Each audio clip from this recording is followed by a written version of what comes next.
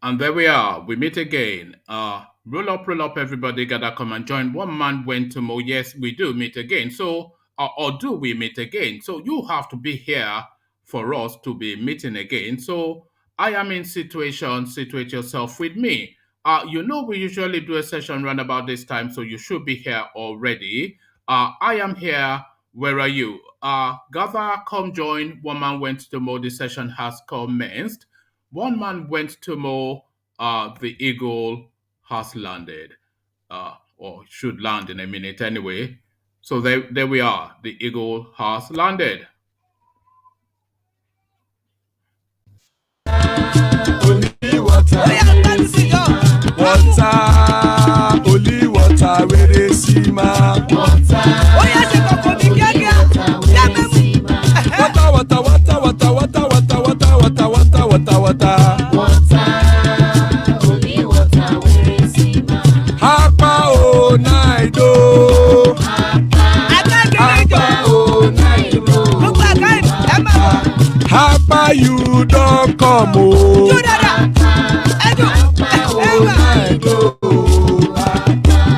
Hapa o naido.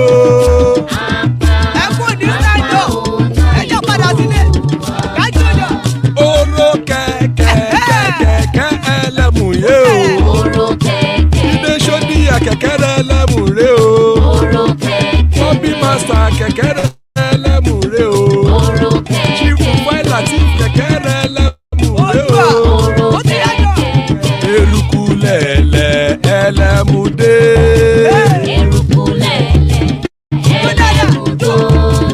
Eruku lẹ̀lẹ̀ ẹgbẹ́ ẹlẹ́mù dòdò jàre o. Eruku lẹ̀lẹ̀ Ghana ti dé ẹgbẹ́ bọ́dì o. Ọmọ ẹlẹ́yẹ ẹ̀yẹ o ó dilé o. Odúyẹ̀lá ẹ̀yẹ o ó dilé o. Petrosoname ẹ̀yẹ o ó dilé o. Petrosodunke ẹ̀yẹ rẹ̀ ó dilé o. Ẹlẹ́kọ̀ ọ̀run mú ìní o.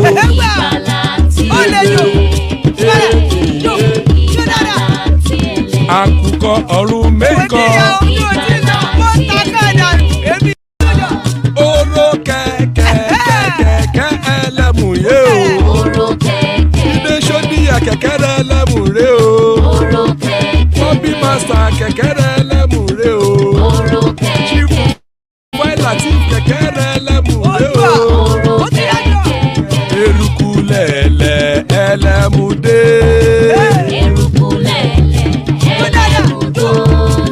Eruku lẹ̀lẹ̀ ẹgbẹ́ ẹlẹ́mù dòdò jàre o.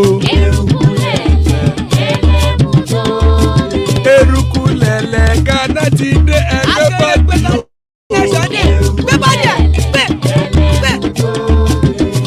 Ọmọ ẹlẹ́yẹ ẹ̀yẹ o ó dilé o. Odúyẹ̀lá ẹ̀yẹ o ó dilé o.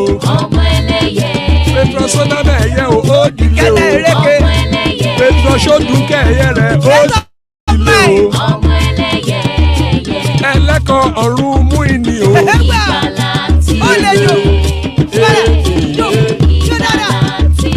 Àkùkọ ọ̀run méjìkọ.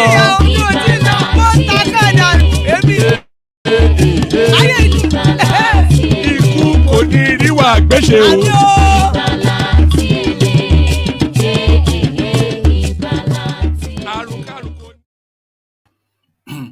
And there we are.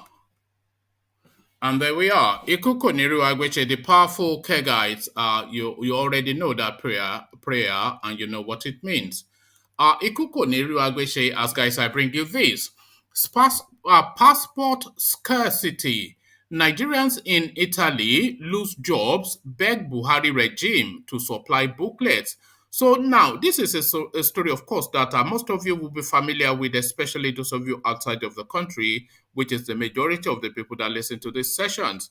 So it's that story again, that there's no booklet in the embassy, and this is a decimal that has been reoccurring for going on 18 months, near 2 years now. So quite what it takes just to print passports and then hand it out to people who need them for use is beyond me. But only in Nigeria would you get these things, because this is just something that we've come to know as norm. And this is how it is affecting people's lives now. Passport scarcity, Nigerians in Italy lose jobs, beg Buhari regime to supply booklets. So there you are. This just from the sublime to the ridiculous within the Nigerian space. So from the sublime to the ridiculous, Obasanjo, some northern leaders never wanted Buhari to become president in 2015.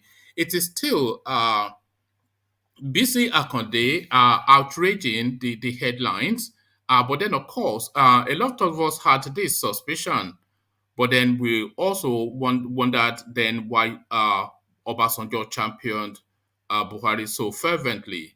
But then maybe some of those questions will be answered now in this piece. Obasanjo, some other northern leaders never wanted Buhari to become president in 2015. BC Akande speaking to the space. So it looks as though the green shoot of our NSAS Mark II is now rumbling in the northern quarters. North is bleeding protest.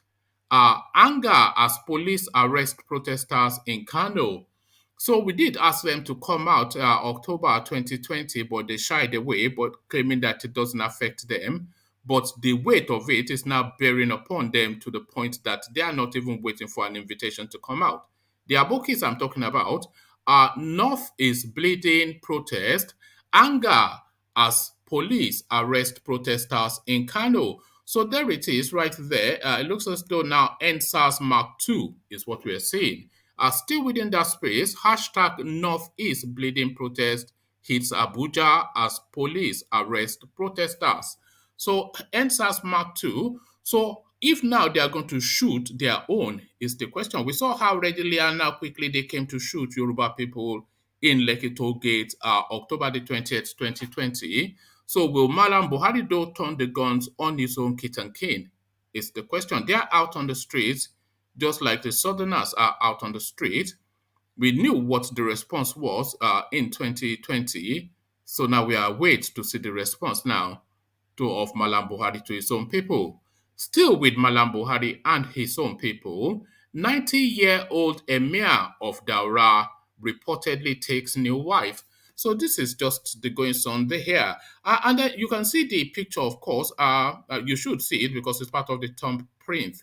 The thumb print that I used for the session.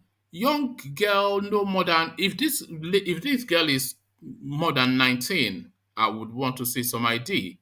The man, of course, 90. So just imagine that. Look at the look on the girl's face. That will tell you all you need to know. It's just if there's ever help, if there's ever help written on anybody's face, this is a face that is saying, help me. So help me or not, you've been betrothed or gifted or whatever it is that you people do over there. A 19-year-old girl married to a 90-year-old man. This is the narrative in the North. It's just unfortunate.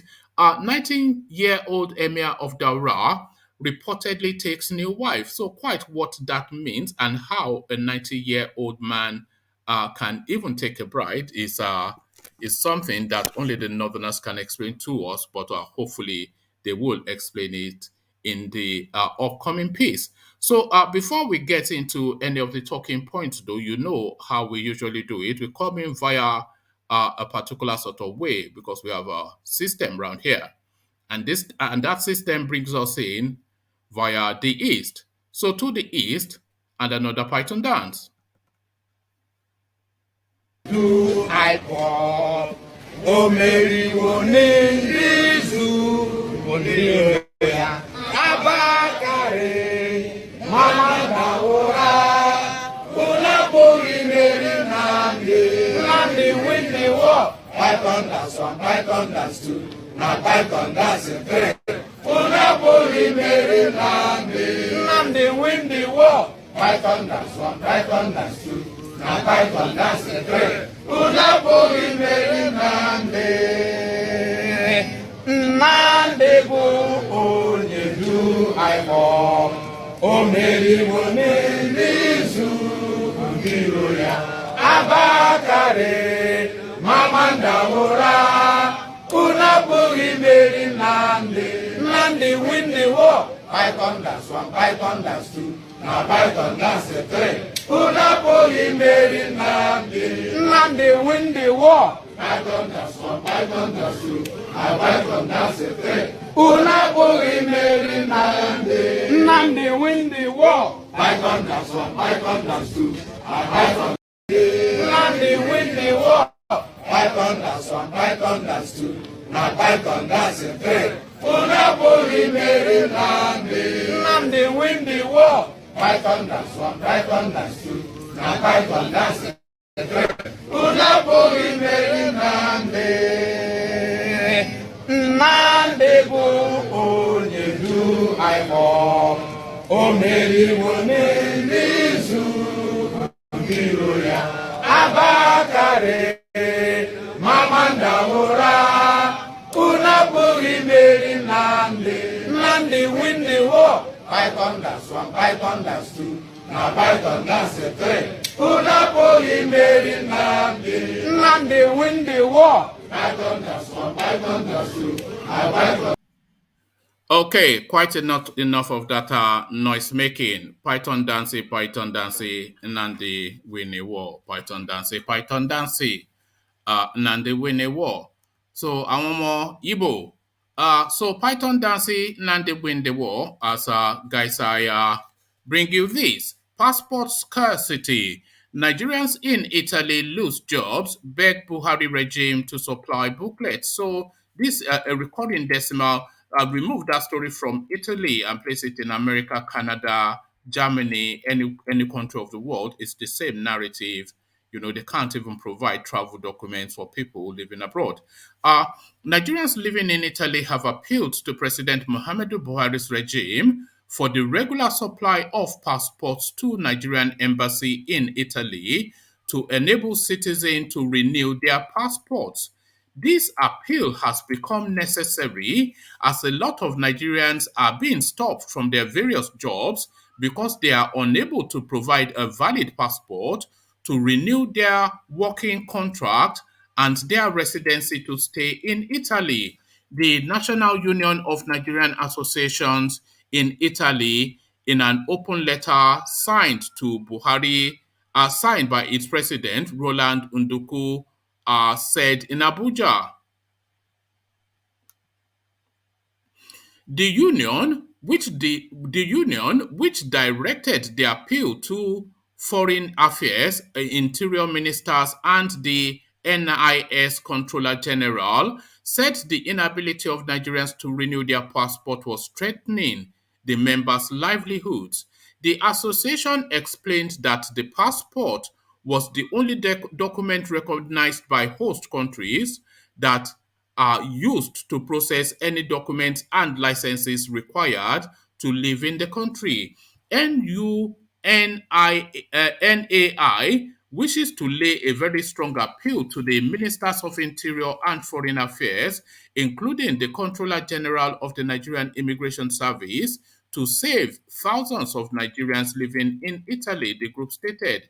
It admitted that the Nigerian embassy in Rome is doing everything possible to clear the backlog of 7 months on the ground, as those that were scanned in the middle of May to date are yet to get their passports printed. The Nigerian embassy in Rome captured nothing less than 3,000 Nigerians in a month for passports, and the mission received passport booklets of 1,500 and 1,000 and even 500 on an irregular monthly basis, the union noted. But the situation would have been manageable if the supply was even regular on a monthly basis. Finally, this appeal will be incomplete if we fail to thank the two ministers and the Controller General of Nigeria Immigration for their assistance in the past by responding to our calls. We believe this one will be no different. So on and on it goes. Essentially, you know the narrative. And but it's just the impact that this thing has on people. It's just really that angle of people losing their jobs is what I wanted to highlight. So, as the narrative rightly said, people living in these countries, they are living under some sort of licensee sort of situation, which is renewable after a set period. So that set period elapses. Well, that set period comes to be, and then of course they need to regularize their papers. But then of course their passport has expired. So when your passport expires, of course, up you pop to your local embassy to have it renewed by your home nation, and that is where the problem starts for Nigerians. 1 month they will send them 100 booklets for a population in Italy for that is about three to 400, even 500,000 Nigerians living in Italy. They will send them 1,000 booklets, 500 booklets. So there's now this backlog. So these passports are expiring, and the Italians, of course, would not regularize your papers on an expired passport. So you, by no fault of your own, suddenly happen to now be living once legally, now subsequently illegally in a country where you have every right to be there, and all you needed was just to process an administrative process, of course. But then you being a Nigerian, this is what happens to you. So that is the narrative there, the Nigerian booklet narrative. So this is something that people often speak about on this platform. That these bloody northerners, they take the most of the taxes, but they won't let you sell alcohol in their spaces, etc., etc. We hear that here most of the time. So now to that space, youths clash with Hishbar over attempt to seize alcohol drinks in Kano. So it looks as though they are saying enough is enough themselves. I do beg your pardon. Just give me a moment to log out or something. I'm logged on to Telegraph, and it's just popping up so many messages on my screen. It's just distracting me somewhat. So let me just quickly do that, and then we go to that. Okay, there we are. So youths clash with Hishbar over attempt to seize alcoholic drinks in Kano. So now it looks as is that space opening up is the question. The answer we find out. Where is it? And there it is. Violence clash erupted last Tuesday evening between youths of the Sabongeri area of Kano State and officials of Hishbar, the state Islamic police, when the latter raided a shop selling alcoholic drinks in the area. It was gathered Hishbar officials had stormed Bale Hills by Court Road in the area to confiscate alcoholic drink. Let me start that all over again. Let's just move this back. Yeah, so that's better. Violent clash erupted late Tuesday evening between youth of the Sabongeri area of Kano State and officials of Hishbar, the state Islamic police, when the latter raided a shop selling alcoholic drinks in the area. It was gathered Hishbar officials had stormed Bali Hills by Court Road in the area to confiscate alcoholic drinks at a drinking joint operated by a woman, but met a stiff resistance from the youths in the area, a situation that generated a violent clash. Sales and consumption of alcoholic drinks in Kano State is prohibited under the state's Sharia law, but the Sabongari area, where residents are majorly those from southern parts of the country, has always been an exemption to the implementation of the law. The development was said to have been a surprise departure from the normal operation of the Islamic police as it relates to jurisdiction. The irate youth were said to have attacked Hishbar officials and set bonfires and barricades across the road. Residents of the area said the situation led to a stampede as hoodlums took advantage of the unrest to loot shops and rob passers-by. The police were later deployed and normalcy was restored. The spokesman of the police in the state, DSP Abdullahi Haruna Kiyawa, told correspondents that the commissioner of police told correspondents that the Commissioner of Police, Samilia Diko, had ordered a full investigation into the situation, noting that two suspects have already been arrested. He said the police boss had in the past had a meeting with Hishba top management following a petition received from hoteliers in the state regarding the operation of the Islamic police. Kiyawa said the CP will continue to engage with the Hishbar to ensure that the relative peace being enjoyed in the state is not threatened. He advised residents of Sabongeri and other parts of the city to go about their lawful activities as normalcy has been restored. When contacted, the public relations officer of Hishbar board, Lawan Ibrahim Fagay, refused to comment on the incident but said a press conference will be called later in the day. So there you have it. It's just a ridiculousness. Firstly, it's a ridiculousness for them to even have that Sharia policing in Kano State, which is essentially part of the constituting states of a secular country. So that in itself, an illegality. But then, even though that illegality is being tolerated in that space, the areas now designated to southerners, and by the way, that itself another illegality to create like an apartheid system within Kano State. That itself an illegality. So second illegality, but the areas now being designated to their non-indigenous people to live and live according to how they choose to live, they are now going into that space to essentially impose their way of life on these people. All of that, of course, within what purports to be one country. So that is the ridiculousness of the Nigerian situation.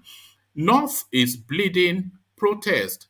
Anger as police arrest protesters in Kano. So it looks as though now we are seeing the birthing of a hashtag #EndSARS2.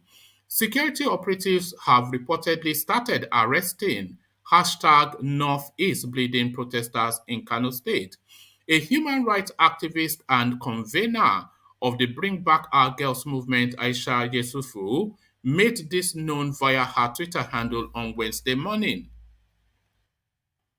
The protesters have continued the demonstration despite the police and the Department of State Services' desperate clampdown as Nigerians express anger over the irresponsibility of the Muhammadu Buhari regime.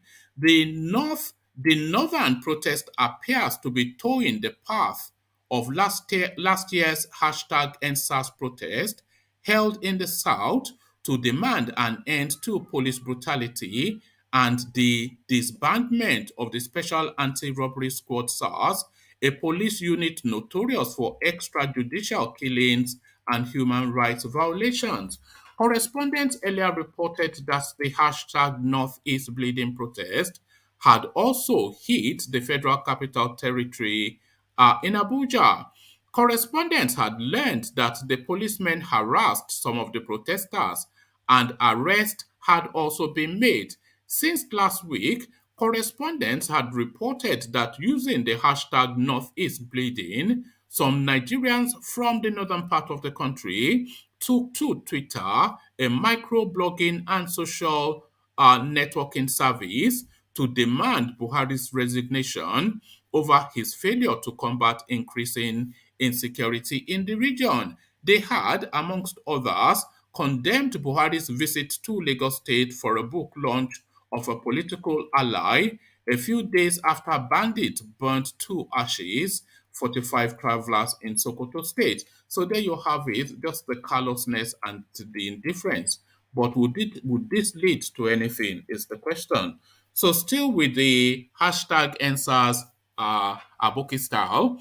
So still within the Aboki uh, NSASing, breaking hashtag Northeast Bleeding protest hits Abuja as police arrest protesters.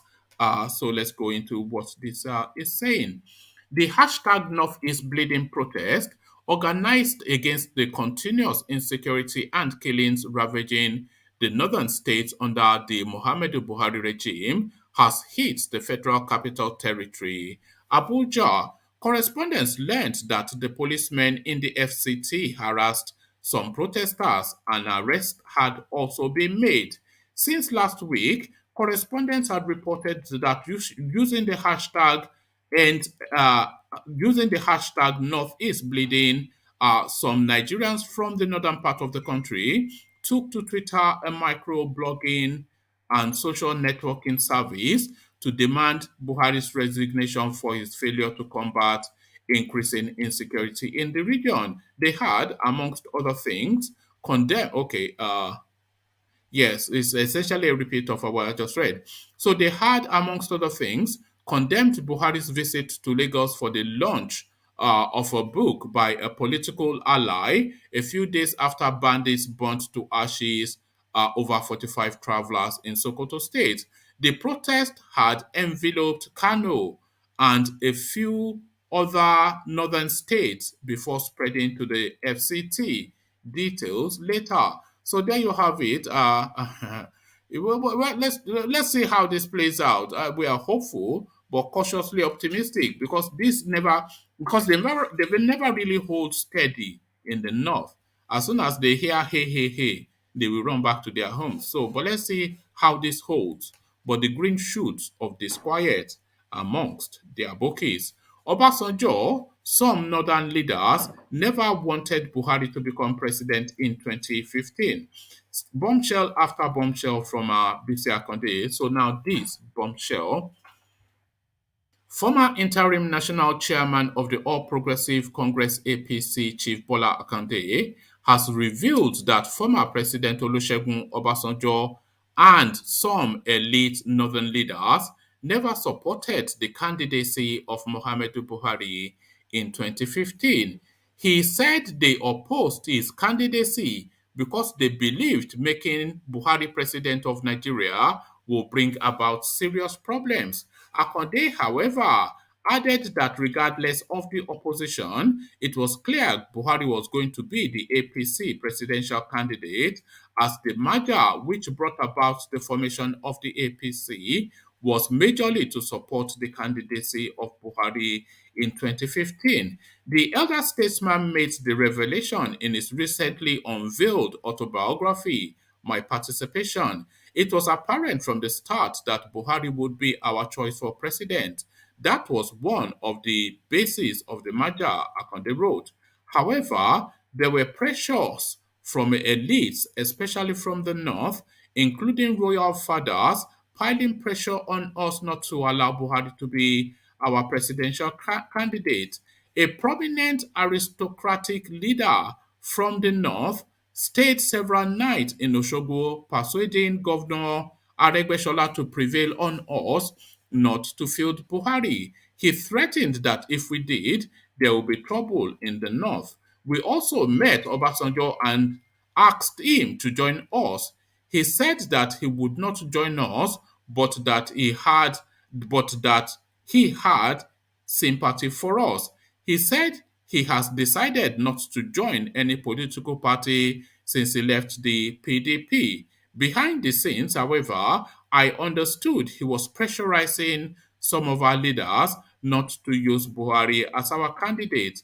Akande added that Obasanjo put constant pressure on Asiwaju Tinubu not to allow Buhari to become the APC presidential candidate, which made Tinubu confront the former Nigerian leader. It got to a point when Bola Tinubu had to confront him first. It is not fair sending me to Buhari. Buhari was a soldier and he was one of your junior officers in the army. Why don't you call him and let him know how you feel about his intention to be president?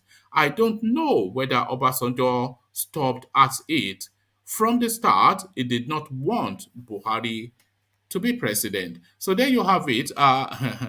Well, these people did what when even leading voices in the north are saying don't put him there, but you went and put him there. So now you see now the repercussion. They knew what they were. Why would they not? Why would they tell you not to put their own son there? Unless of course they knew the sort of son that they have.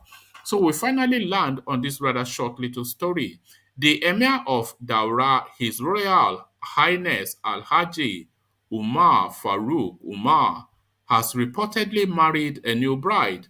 Unconfirmed report said the wedding ceremony was held last Saturday, December the 12th, in his palace. It will be recalled that the monarch had in 2015 married a much younger woman, Gimbiya Aisha Umar Farouk, and they both have two children together. So, uh,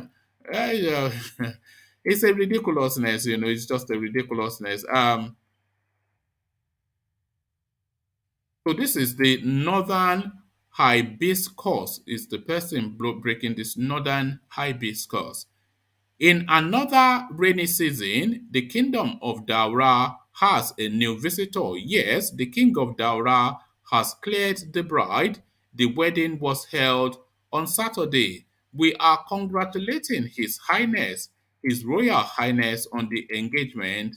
God is great. So, it's unbelievable, It is unbelievable. A 90-year-old man taking a 19-year-old bride.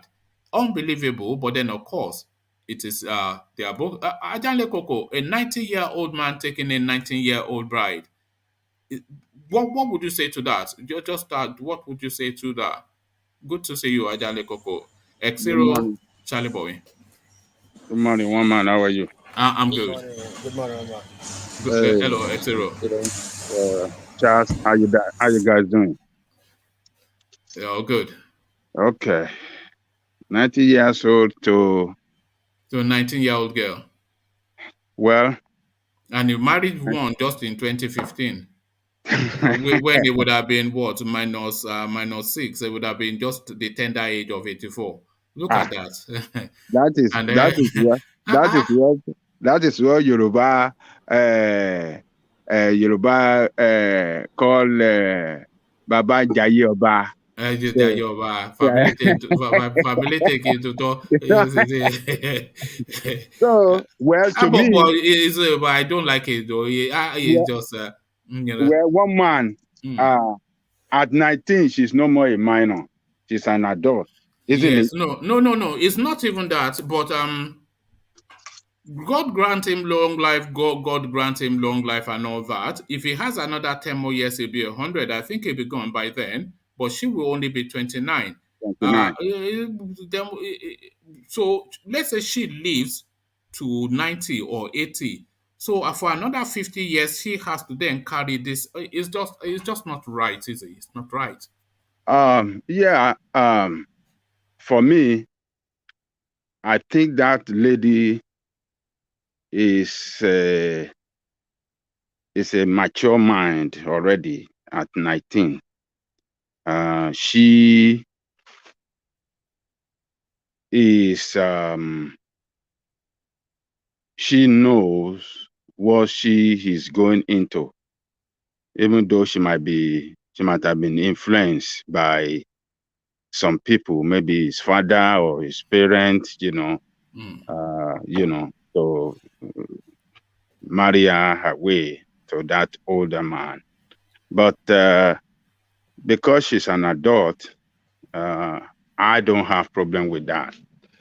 If You she's don't a have a minor, problem with that. It's yeah, not. if she's a Yeah, it's minor, not. that is the one that I Yeah. really have problem with. I cannot condone that. I cannot take it at all.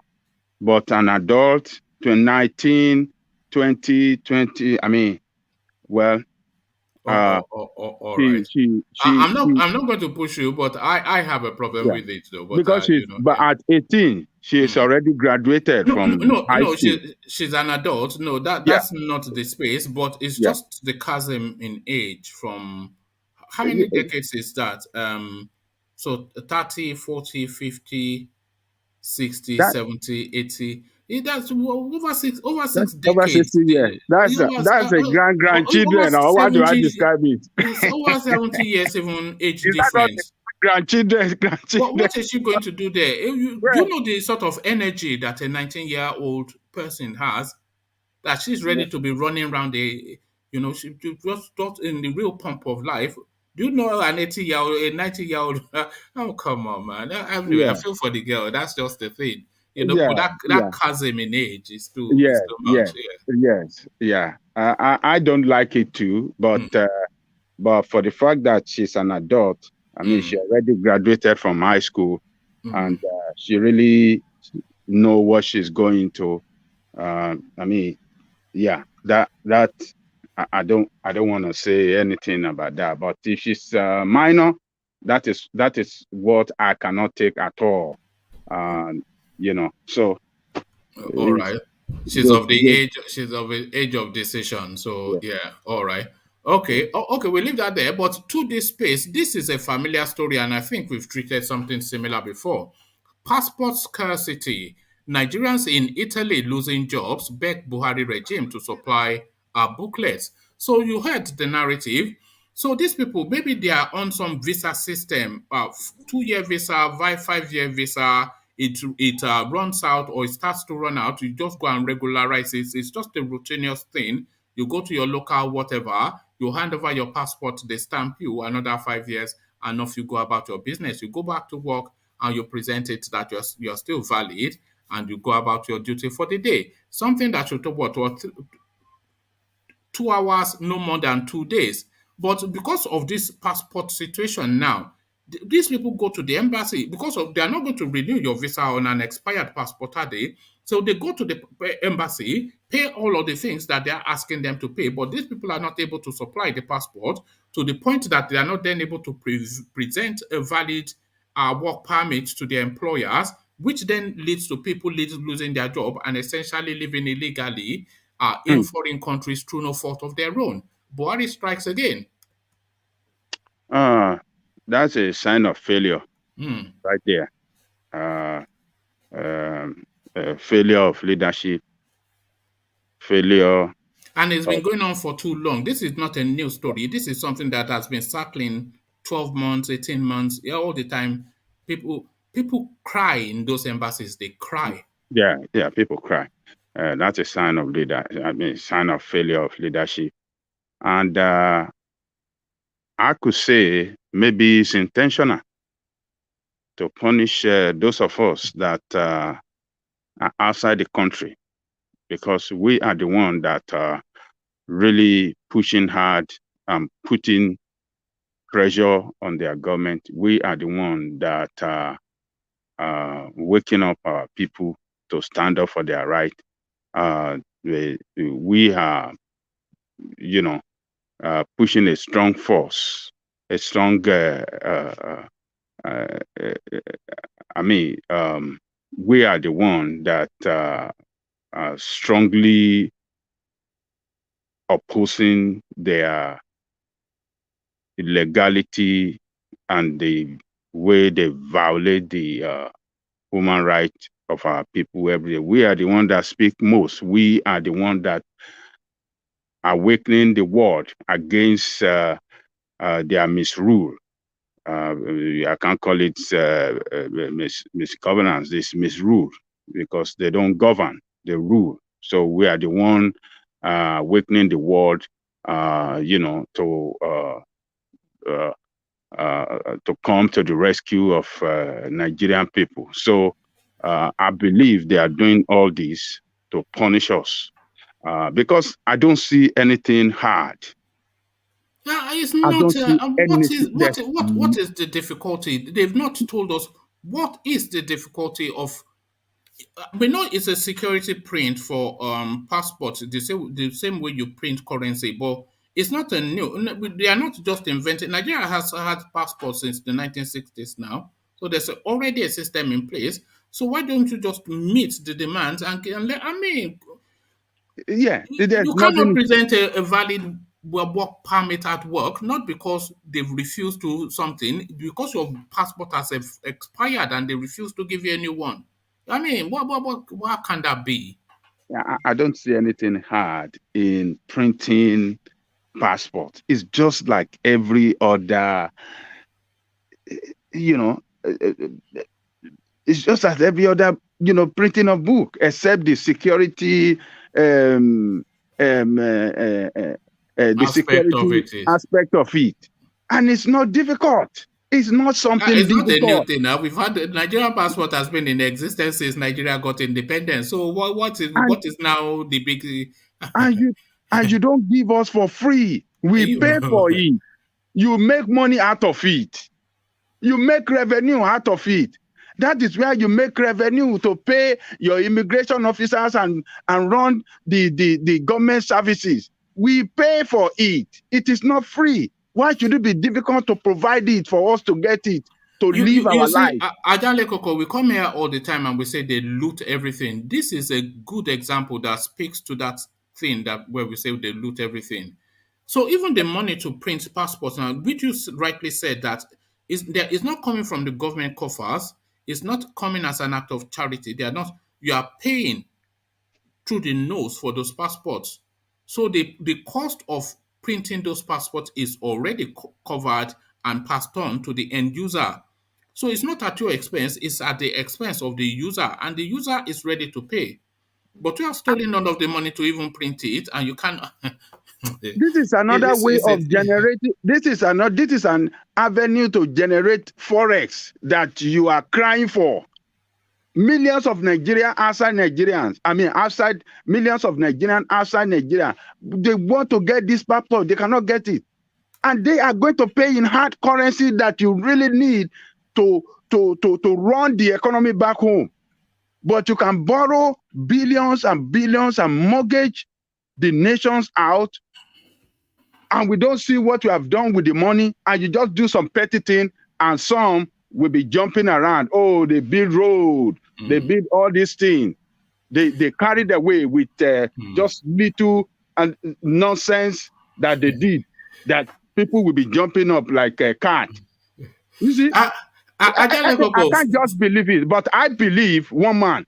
I think it is intentional. They didn't want to provide it for us that are outside Nigeria, so that we can go through pains, we can lose our job, and we won't be able to travel around, we won't be able to do anything just because of our opposition against their criminal administration. It's never been bad like this before. It's never been bad like this before. Yes. Let's follow through the narrative of Mr. X. So just pick a name and put it in the slot. He's living in whichever country via this system, this renewal visa system.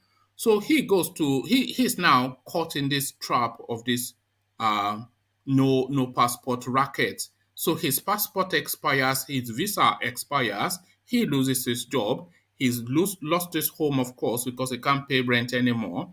He's having to then sofa surf, living from one person's sofa to the other. Eventually, the immigration services of that country get hold of him, describe him as illegal, take him through their court processes, deport him, he's criminalized and cannot travel back to that country, all as a consequence of not doing anything wrong, ready and willing, and at the Nigerian embassy wanting to renew his passport to regularize his paper, but they refused him a booklet. And you say that that person should not be bitter and twisted. You see, that simple narrative you just give now, I'm going to add to it. That man right there that lost his job, lost his home, lost everything, what is going to happen? The trickle effect of that to his family back home is going to be very grievous. Maybe he has aged mother, that he always send money home, or aged father that always send money home for his medical bill and stuff. That will stop. So what is going to happen to that aged mother? That aged mother will just he cannot get money to buy his medication. And imagine when they deport that guy, he'll be subjected to ridicule. People will mock him, You just take So to it drink, will you not buy. know. So the siblings back home that is the one responsible for their school Mm, fees, they drop out of school, and those one will constitute nuisance to the Nigerian state. mm. Some other people is helping. He cannot do that thing. So what are we doing? Yes. We are I mean, and this is the people that. So if this happen now, I don't know. Maybe ego will be so happy and he want to take those Ego will people come back and to his defend camp. it. You know Yeah, how he Ego want. likes to He defend, will open you his see, door. he has He run will away. open his door for Uh, them to come and stay in his house. You see, it's just we just don't have a government that we don't have people in government that knows how to run a state to make life better and make that country better for everybody. It's just a failure, and they are just incompetent, and they are just out there to destroy everything. So it's just this is very shameful. So for everybody back here, I mean, in abroad now, it's just sad. So the mm, situation you see in Italy that you are reporting about, that is mm. how it's going to be in Asian country and some other country in America, in several places. People will be losing jobs just because we are speaking up against them. In the UK, they renew the passports in obviously their embassy here in London. So people will travel from Manchester, come very early to that space, not able to get hold of that passport,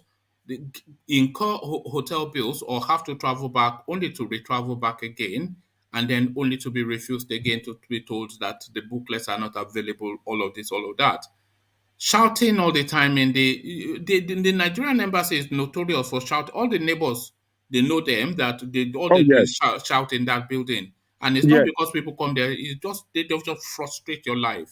yes. Yeah, And you when know. you go to that embassy, you'll be surprised that the the Nigerian ambassadors, if you see their vehicle, they use it, the brand new, the Mm. latest SUV. That is what you will see them using. And Go it's everywhere. always black, and they pack Always about three or black and four. brand and the latest one. Yes, But yeah. provide passport that people are going to pay for, that will keep that department running. You cannot provide it. Simple. It's so simple. It's nothing difficult. It's nothing difficult to print this thing. It's not difficult at all. But I believe it's intentional. That's I might be wrong, but with my sentiment, I can say, yeah, I believe they are doing it intentionally to punish those of us so that we can lose our job, we Mm, can lose our economic mm, well-being, and then what is going to happen? They will take us. Police will harass us here. Immigration will pick us up and send us back to Nigeria so that we will come and languish in poverty that they have putting the people through in Nigeria. So that's the way I see it, one man. It's all right. shameful. All right, Adale Koko. Odd goings on in the north. Have this at the back of your mind. The Constitution tells us that Nigeria is a secular state. That is what the Constitution tells us. It's a secular state that works under one system. So what that tells us then that is that as I live in Oshogbo, I can so live in Owerri or Borno or anywhere so long as I live within the ambit of the law. A secular state under one system, that is what the constitution tells us. But in practice, of course, totally different.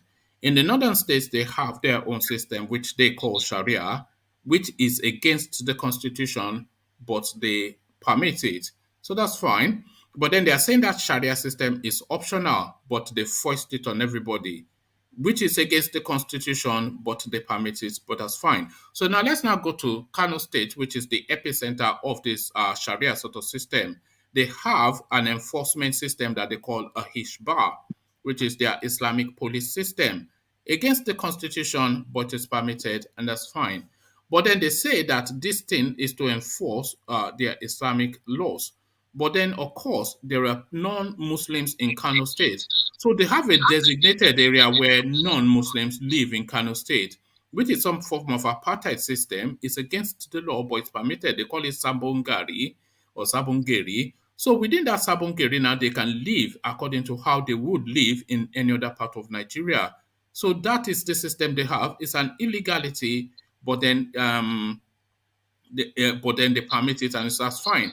But even within that system now, they are now going into this Sabongeri area to go and impose their Hishpa system, to the point that the people in the drinking joint now in Sabongeri, they are now burning up bonfires in the middle of the road, throwing cutlasses and broken bottles at these Hishpa people, the police intervening, and that is the goings on there. So the right to drink in Kano comes on the table again, and the people of Sabongeri are saying enough is enough. What are you making then of the goings on in Aboki land? Oh man, it's just shameful that we have some section of the country that are running their state. One man, what do you say I will be happy about? You know, I'm driving, I'm just concentrating. You know how you like to defend the indefensible. I'll be happy about what? No, you know how you like to defend the indefensible now, or ego. How do you mean? How am I defending the indefensible? But this is whatever what we know I you for. defend is defendable. No, it's not because your defense is not tenable. Then that tells us it's indefensible. You have not been able to expatiate in what you are saying. No, you have not brought anything before me that I'm unable to defend. There is difference between truth and opinion. Oh, all right. When you know truth and you are using this as my opinion, it's wrong. Okay. What about these passport rackets that your boys are running that people cannot get passports? We all know Nigeria, how corrupt Nigeria is. One man. Nobody don't know what's going on in this country. Are we happy? No. Is anybody happy with the system? No. But we have to come together to find solution to it. So find solution. What are you talking about? There are people in Italy, they are not able to renew their visas and they are losing their jobs. Not for anything. Their passport has expired. They've gone to the embassy. They are telling us fables and fantasies. And these people's employers are saying, if you cannot provide a valid visa, then we cannot keep you legally employed. Are those people in Italy and those in Europe, are they the only problem Nigeria is facing? Look at you this. Know that you see, I told you defend the indefensible. Look at that. This thing is not defending. I said the only problem Nigeria is facing. No. Are you hearing this guy? That is really killing this country. I just said it now. You defend the indefensible. What is the way out of it is what we are thinking about, sir. Yes, what is the way out of it? No, they deserve it. I was also a victim of passport. I got stranded in Turkey. I needed passport. I paid money, though it took me time, but I got it. See, it is a system and the position and the way things is for now. We know that the government is not doing well. The world understands it. But let's find a way to fix it. Not by let's find a way to no. Criticize and criticize. Hold on. Ego, can you just listen to this explanation that one man was telling you? You have to be human we have to be I'm human. listening. Listen, you have to be human in some of these things that we're saying. We're talking about human stories here, and we can't just use these broad strokes that we know the government is bad. You know, if you were listening earlier, Ajahn Koko was just describing how the impact of this thing is. These people, they lose their jobs, they lose their home, they get deported, and that impacts on them psychologically. But the extended impact, all of the people that they are catering for as a result of working in Italy, Germany, etc., all of those people fall victim. It just cascades and it cascades off the back of what? Not just being able to present a passport document, a document that has been in situation for hundreds of years, which you just need to print and give to people, which they pay for. You know, so this is the thing. We can't just use words that Nigeria is bad. What can we do? We can't do that to everything now. These are human stories. I've heard what you are putting down. We be human. Understand? Not giving them passport, is it right? No. Does Nigeria agree or happy with it? No. Those facing those problems, are they happy? Are their family? No. Am I supporting it? No. But what is the way forward and what is the way out of it? If they told you that there is no booklet, is it that they have booklet they don't want to give you? or really they don't really have? Why should there We not find be? out. No. Why should there not be booklet? Is the first Okay, place? Why when should we there find not? out who is happy is Nigeria. Nigeria has no system that is really protecting or making us feel happy. No. Everybody in this country struggle to survive. Can you address that? Why should there not be booklets? No, I cannot address that. It's the issue that is Buhari that can address that for you. So you see There that is not that is where supposed to the be short problem of is. booklet. There's There is no not reason why there supposed to should be not a be short booklet. of booklet. Not one One reason. man. I'm also struck in passport. I paid. See, my passport is also stuck even here in Nigeria for months. Not to talk of yonder. I'm telling you of months now. I don't want to say about any, put any of my issue in the public space. But what I'm saying is, we all understand what we are facing in this country. We know that Nigeria, nobody knows how to describe this country.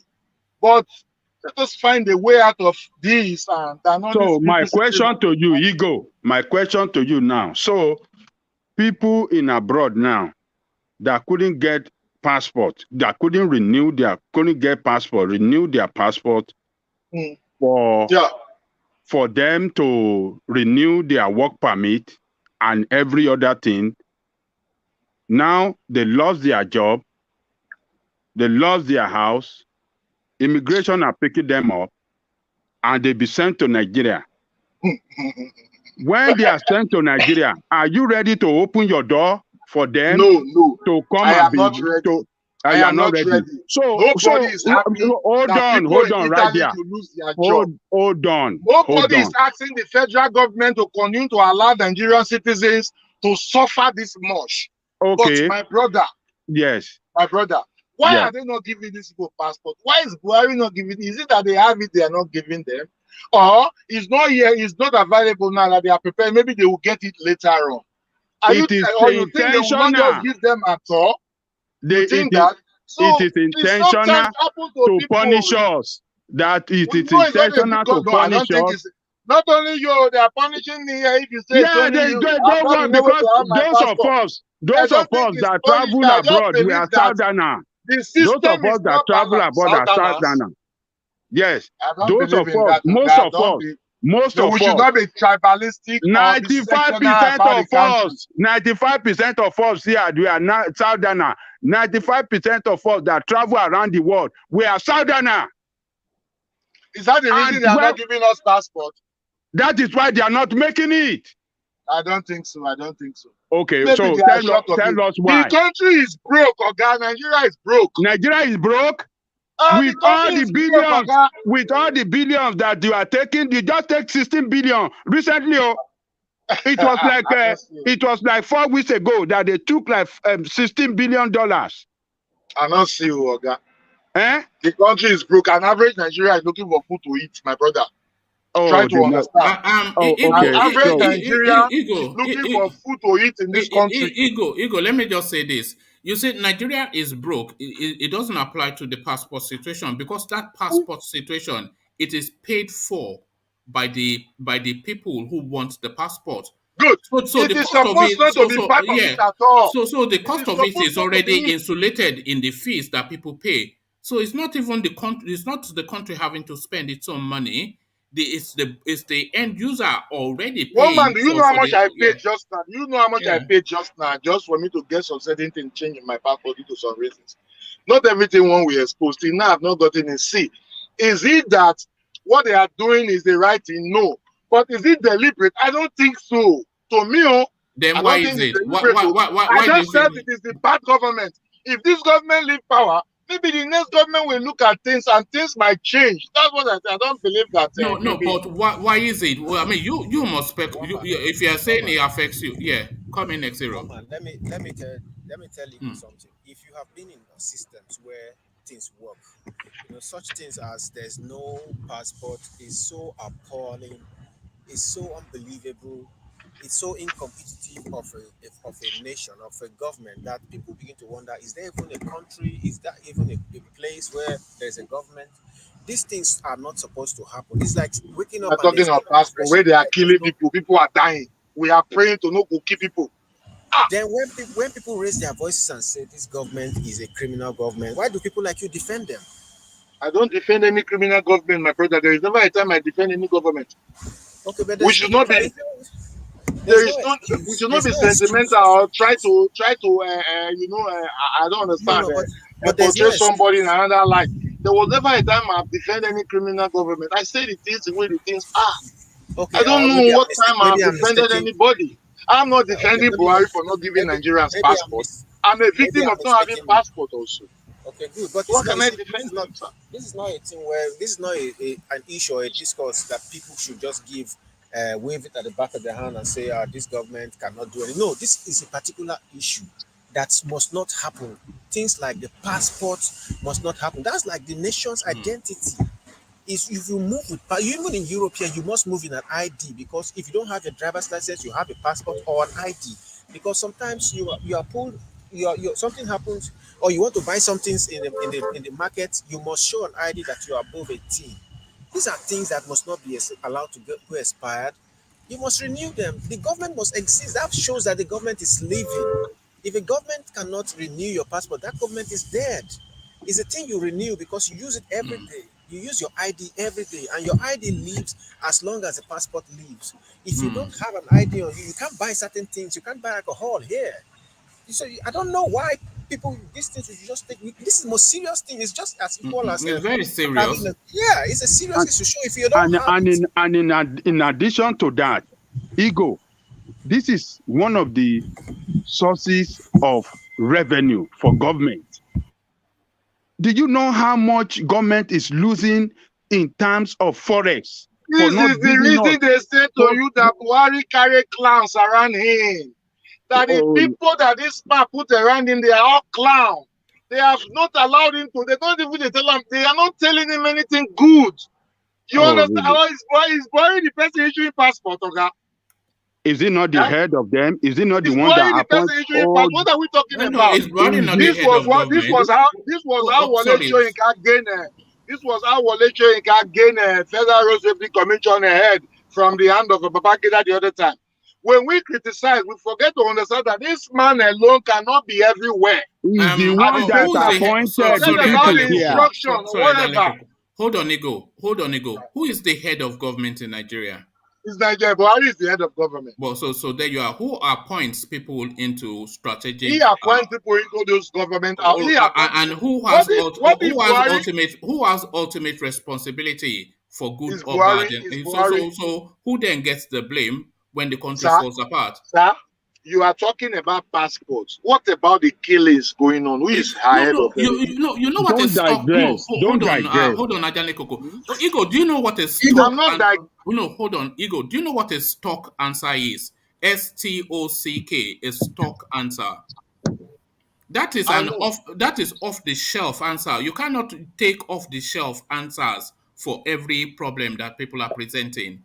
So you see that people are hungry, people are dying. Why are you talking about? Okay, you I see this one, people are hungry, people are dying. Answer you direct. People are hungry, people are dying, but people can't get their passports too. Ego is afraid of. No, look at it. Ego is living large now. I'm afraid of anything, my brother. I'm not too. I'm old enough to die, my brother. Ego, let me put a question to you. Ego, let me put a question to you. Ego, let me put a question to you. Yeah. If Buhari's wife passport expires today, you think he will not get a new one today? Oh, guy, I was in zone 2 of research. Somebody went and picked passport and came with it. But I've not got in mine. See, I don't want us to begin to be sentimental about this. Hold on now. I'm putting to you a question. Do you think if the president's wife she will get immediately? We will. Definitely. Do you think? Okay, hold on. Do you think if any senator in Nigeria or governors' passport expire today, do you think they will not get it immediately? They might get it immediately. Okay. So, what happened to us? But that is the powerful of the powerful. It happens in every country. It doesn't happen. Everybody just stop that nonsense, man. You're talking crap. If I want to get my passport here, I will get it immediately right here. My American passport, I will get it immediately. Oh my If I apply for Has it, it been like this before? Has it ever been like this before, sir? Hold on. Has it ever been like this before? Answer me now. Well, Has it ever been like this before? What do you Or mean is by the first time we are hearing that, look at what's going on, we are unable to have our passport, blah, blah, blah, blah, blah. Has this been going on in the past? My brother, we should calm down when we begin to It's never been bad like this. That's what we are telling you. It's never been bad like this. Okay. It's never been bad like this. Okay, People are losing jobs. Change is People the only are thing that losing is their constant, jobs and here. it's coming. People are losing jobs. People are turning to homeless people here because they cannot get passport. Because when you don't have passport, the immigration cannot renew your stay here. Your job cannot. Your job will fire you because you don't have the immigration paper for you to stay in the country. And you are saying that we should keep quiet, or what are you talking about? We should just accept it and let it go. We should just allow them when they are taking billions. What does it cost? What does it cost? It doesn't cost nothing to print this passport. It's as simple as printing books, except the security ingredients that you have on it. That is just only what make the difference. And government will make money out of it. Millions of dollars, if not even billions. Because we are millions. We Nigerians are millions. Okay. all outside Nigeria. We are millions. You want to tell me that the massive advisors that this president is having, they don't know that billions will come out of those dollars of those passports? They don't know? Or you want to tell me that I told you that is why I told you that it is intentional. And begin to do things as if everything we make case out of it. Everything we try to say they are trying to kill us. They are planning us. Forget that one, my brother. Oh, okay. Until they reach your doorstep, that is when you will know. They will not. Nigerians are not happy. Continue support. We are fighting continue supporting killers. Continue we supporting murderers. Continue supporting. Continue supporting terrorists. Continue supporting them until when they reach your doorstep. That is when you will learn the lesson. I will never support any terror. What I'm making is points. It might not be true, but there are points in what I'm saying. Are we going to continue casting or continue to telling them that they are planning, they're killing us, they are against let us condemn them together. Ego. When people like you speak like this, you empower them, you make them feel that they still have people behind them. But when we come out strongly with the voices of opposition against them, then that is the only way we can bring them down. But when you are speaking like, let us leave them, and Nigeria is not bad, or this. I am not that telling is when you empower them. You don't empower people that continue to kill you every day. Saying, at least it's quite clear to the hair. See, of recent, Uzodinma came outside and said that the Igbo youth should go after their dreams and forget about the Biafra thing. They should take over that God-given gift that they have as businessmen, take over the country and begin to do things. So people came out to criticize him just simply because the Supreme Court, wherever. But what that man said, there are lots of wisdom in what he said. Oh, you believe in that criminal? I believe in what he said. You believe in what that criminal said? I believe in what he said because somebody that did not win election, somebody that did not win election that was imposed on people. This country, they can take over the country, and that is the truth. And the man said it. You understand? Because of their level of understanding in business. When the man said such a thing, they said, no, he must do or die. He must be Biafra. If there is war today, can you stand? My brother, we should try to make this at least. What is going to bring war? What is going to bring war? What is going to bring war? Biafra and this and that and all this that is going on now. Because they are what are all these things for? Because they are calling for justice, because they are calling for justice, they are calling for fairness, they are calling for equity, they are calling for good governance. So that is what is going to bring war. Ego, is there Biafra in the north? It's all right. Ego has frozen. They got him eventually. The system always gets you. This is No, it. I said This is it. I No wanted to passport, ask no him. network. I wanted Look to at ask you him if, see. you know, when they say Biafra will cause war, I want to ask him right now what is going on in the northern part of Nigeria. Is there Biafra there? So that's why people we misinform ourselves and misinform other people of the real issue But facing that country. he is right though. It's time for you guys to pack in all that Biafra business. But No, no, yeah. but one man, I'm not even talking about Biafra must come or anything like that. I'm just saying that we are focusing, you know, people keep on deceiving themselves. Talk about what is affecting the country right now. Is it Biafra that is going on in the north where they are doing protests of North is bleeding? So why can't we face exactly what is wrong in that country? All right, thank you. So to that space, Ajale Koko North is bleeding. So are we seeing now the green shoots of our NSAS Mark II? So the Northerners, they refused to come out when we called them out in 2020, but our circumstances and situation now has now forced them out. Is this the flash in the pan, or is this the green shoots of the second coming of that space? What are you making of the goings on in the North? I think the Northerners are now realizing it now that their continuous sitting back is not helping them, but rather it's like they are waiting for evil to come and consume them if they don't stand up now. There is no state in the north. I don't know about Kano. It looks like maybe Kano is the only state now that you don't see banditry and terrorist activities. But other states, Sokoto, Kebbi, Nasarawa, Niger State, they are facing very serious banditry problem. They are killing people every day like chicken, particularly in Sokoto. I mean, we are here last week when 45 people were born alive in a passenger bus. 45 people, including a pregnant woman, by these terrorists or people they call banditry. So they are coming to realize now that this war that they think that is not, they don't have to speak up or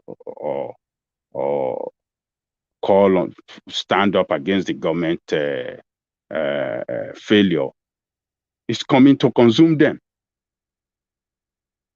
Sokoto, for example, this banditry, they are they are controlling the eastern senatorial, I mean east senatorial in entirety. They are controlling that place now.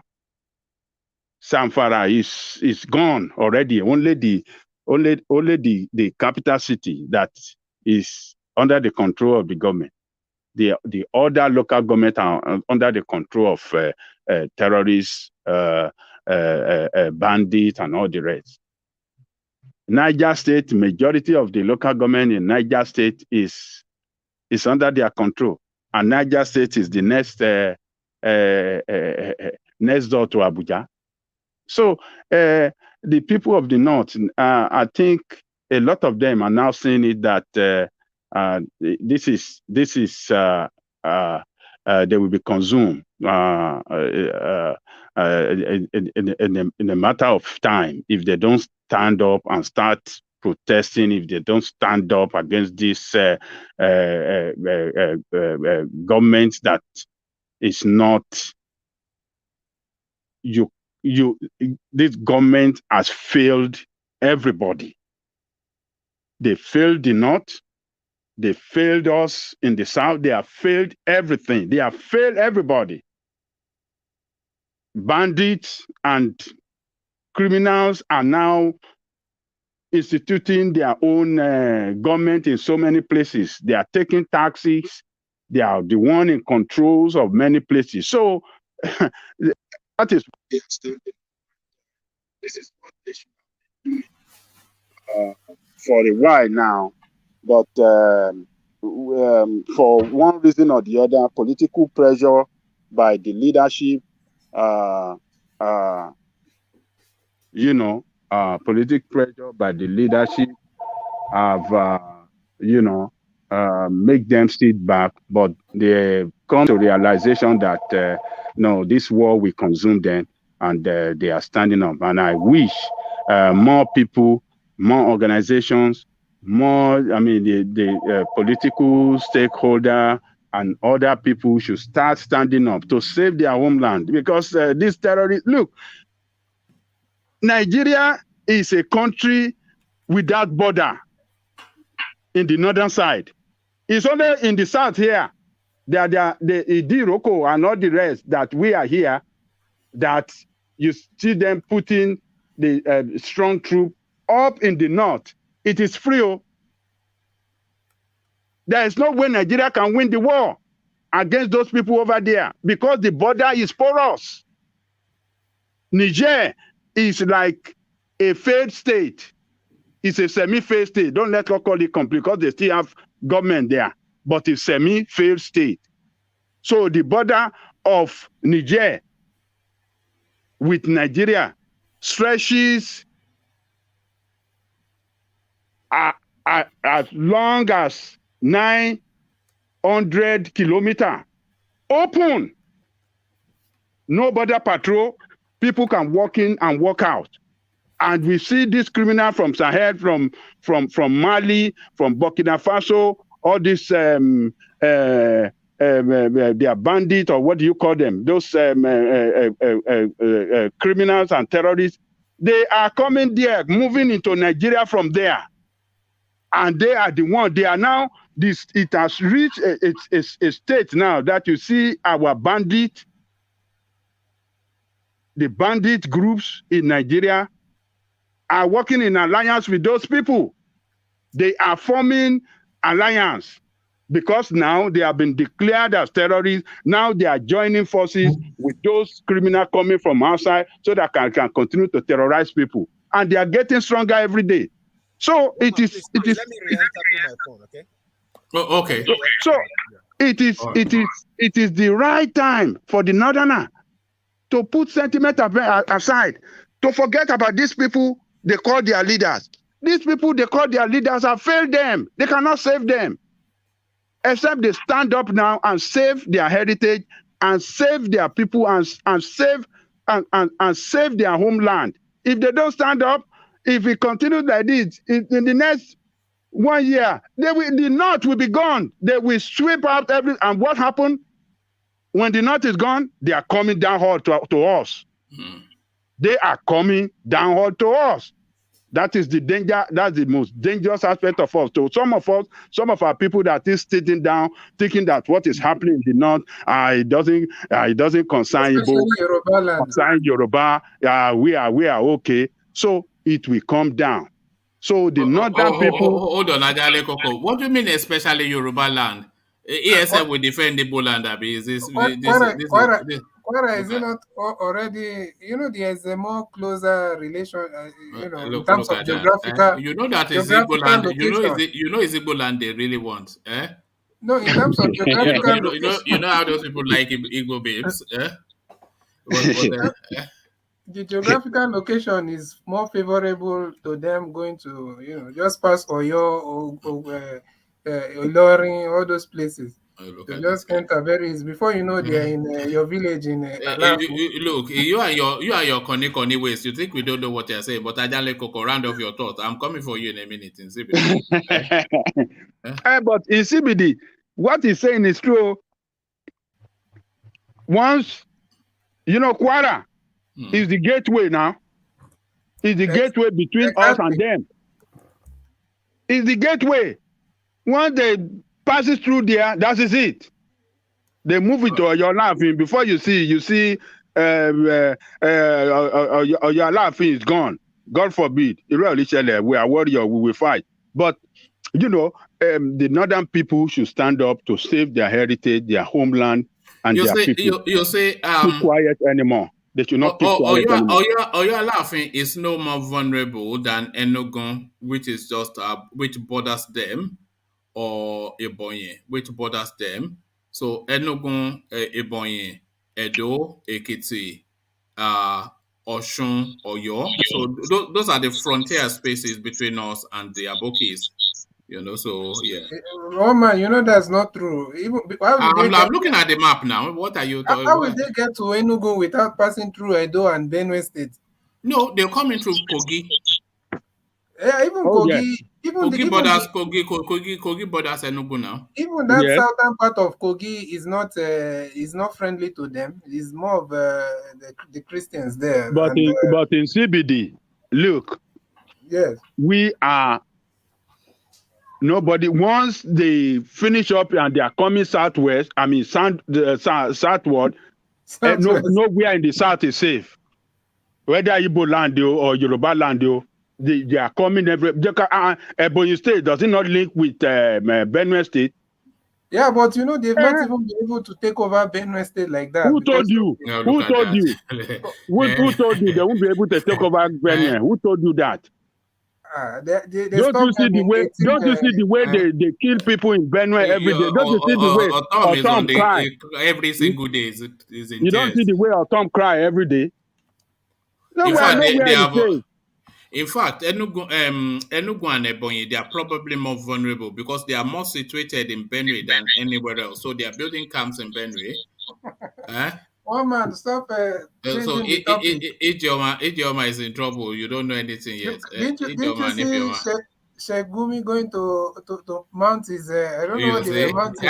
We knew that was where you were going. You had this your IPOB ways. Hello, one man. Good to see you, UK. Yeah. Yeah. Good morning, everyone. Yeah, please, NCVD. Let me just chip in something. Yesterday, I was at the embassy. Do you know that there was a couple of northern people they were protesting there yesterday at the embassy? I am telling you, look, yeah, this thing is spreading. So do you know where they come from? They come from all the way from Pittsburgh, Pennsylvania. So I was trying to women, female, and that's my first time I've seen northern people. Though I've seen one, but not as many they were yesterday. They were protesting at embassy yesterday in Washington, D.C. So that's what I want to say. You told them that Bobo Alamaje breakfast. The thing it will go around. It's not. You don't need to convince people. What are they protesting for? Is it the insecurity or the they were protesting about the insecurity, the raping going on there, the killings. You know, I mean, they came with a van. You know, they were protesting there. People were just, recording them. So this is what I've been calling. This is what I've been calling for. The people in the north cannot continue to wait and think that they are following some kind of traditional rule that say you should obey your leader forever, even though your leader is killing you. No, they can't do that anymore. This leader, the entire leadership across the country, have failed everybody, particularly those leaders in the north. What are they holding on to power for years for, and they cannot improve the life of their people? A lot of people, they have more poverty there than we have there down south to here. They should stand up and fight for their homeland and their heritage. Otherwise, this criminal will consume them. They will take over, and then when that happens, they are coming down south. Okay, so we want to see the sort of response that the protesters in Kano will get, because we saw what happened to the... Yeah, go on. Can I say something, please? Yeah, coming next year. You see, this is the problem with Nigerians. We want this country or we don't want this country. If we want this country, why is Ninas, IPOB, and the other local... divisions, why are they not teaming up with these Hausa people now? The Hausa population in the north is about 80% or 90%, if I'm not mistaken. why is the 80% of the northern province outside protesting, and we don't find the Ninas, and we don't find the IPOB, and after the government uses its federal might to whittle their power now, then IPOB will come tomorrow and say we want to do our own protest. Is that not stupidity? It's either we want. X0, can I? But you know, IPOB now, X0 is always the money, the money end. Everybody should. I don't have the answer, but I can give. I don't have the answer, but I can give a what I think and like a clue or something. So you see, my brother X0, when do they come out? And when? How many? When did where and where has the protest gone? So you want them to just immediately? I'm not even. Let's look at Ninas, for example, because IPOB, it's not every. Definitely, you'll find that most people from other places would not want to associate themselves with IPOB because of their own reasons. But if we are even using Ninas, for example, you want them to immediately jump on because people have protested 1 or 2 days. So the people that have been protesting every day. So what I'm trying to say is that you don't say that they cannot team up, because that's what everybody have been calling for. But first, you must make sure that the whole thing is, it's something that even when you're investing in a business, wouldn't you do your research and find out how the prospects of the business before you invest? So let us give it a little time. That's what I'm trying to say. Listen. Let me tell you something. My point is to that you be give solidly it a on little ground. time. But I hear you. But to be solidly on ground, as an IPOB, as an organization, or as Nina, listen now. Those people will listen. Just listen to me first. Just listen to me. Listen to me first. As an organization that is solidly on ground, you don't just come on radio and talk and convince people to do this and do that. You have to have your men on ground doing the nitty-gritty. That means doing the investigation and knowing who is who. By this time, IPOB men should have found out these people now that are protesting. They should have discovered them a long time ago. Where are their men on ground doing that? By this time, Minas should have people who are looking for the houses that are angry. Because it is easy. If you go around, if you send people on ground, they will find out these people. These people are not, they didn't just come up today. They must have been doing meetings and they must have been engaging themselves for a while. How come you don't have men that have discovered these people? How come now all of a sudden they are coming out and then some people are just waiting for them to die first? So that we not say, hey, look, I was people to die. X0, why we don't talk without don't be a bit insensitive to the whole thing. You're talking of some people who die first. How many people from the south have from the same? No, this is not the first program I'm listening to now. I'm telling you that some people even doubt these people that are coming out and saying that these ones are just they are using takia. That's what I'm telling you. This is not the first program I'm listening to. How did they get the courage to come out in the first place, if not for the work That's of what I'm saying. If not for the efforts of the Ninas and the IPOB you're talking about? How will these people even find that courage to come out? So it doesn't mean that those people have been totally useless to that space.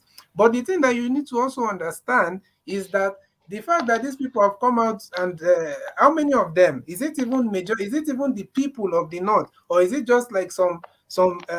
Because there are even someone like what's the name of that senator from Kaduna?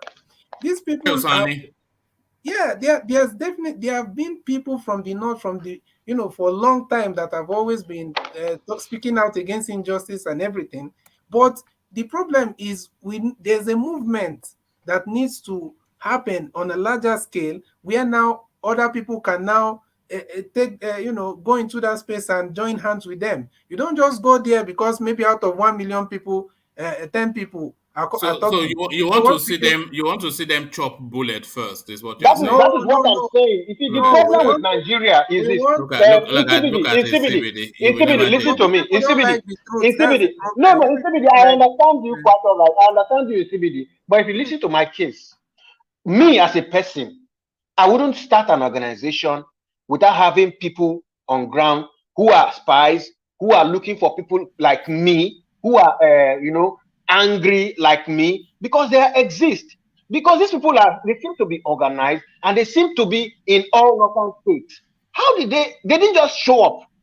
They took them time. How come There's no okay, and my anger is this is happening when Ninas is going down, when the leader of Ninas just left his position as chairman, so they're going to take some time to get a new chairman and then form alliances. This is happening when Ninas is going down, the North is coming up. Maybe when the Hausas are going down, IPOB will come up again. I'm saying, why don't we synchronize these things and come up so that the whole world can see at one glance the North is protesting, the South is protesting, the East is protesting. Why are we divided?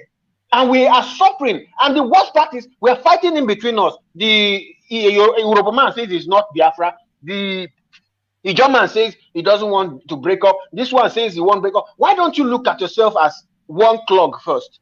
We are all suffering. Then point the finger at everybody, because when you say IPOB, you forgot that it's just there are a lot of people that are not affiliated to that, even in the same.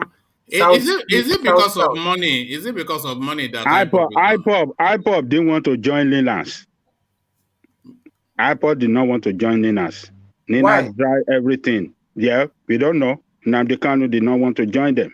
Why? Yeah. Well, if it was such a terrible idea, I'm sure the great professor will not also exit from there. That's what I'm saying. That the initial state, he didn't want to join. They tried everything to bring it. They didn't want to join. But Ninas is I don't know. I mean, you see the Lanomo Odua, the Yoruba Distina pull out from there because they said Ninas is romancing politician and they don't want to have anything to do with politicians. So that's why they pull out. So, but if Nina fail, it doesn't mean that we cannot still come together under one umbrella. So, but it is but now better. The message should be spread, to all our people in the South, or even, okay, not just South, sorry. All the ordinary, the masses of the whole country. But when you put it on the shoulder of one or two organizations, they cannot do that. Will somebody from, for example, Ilana Omodua go and join IPOB?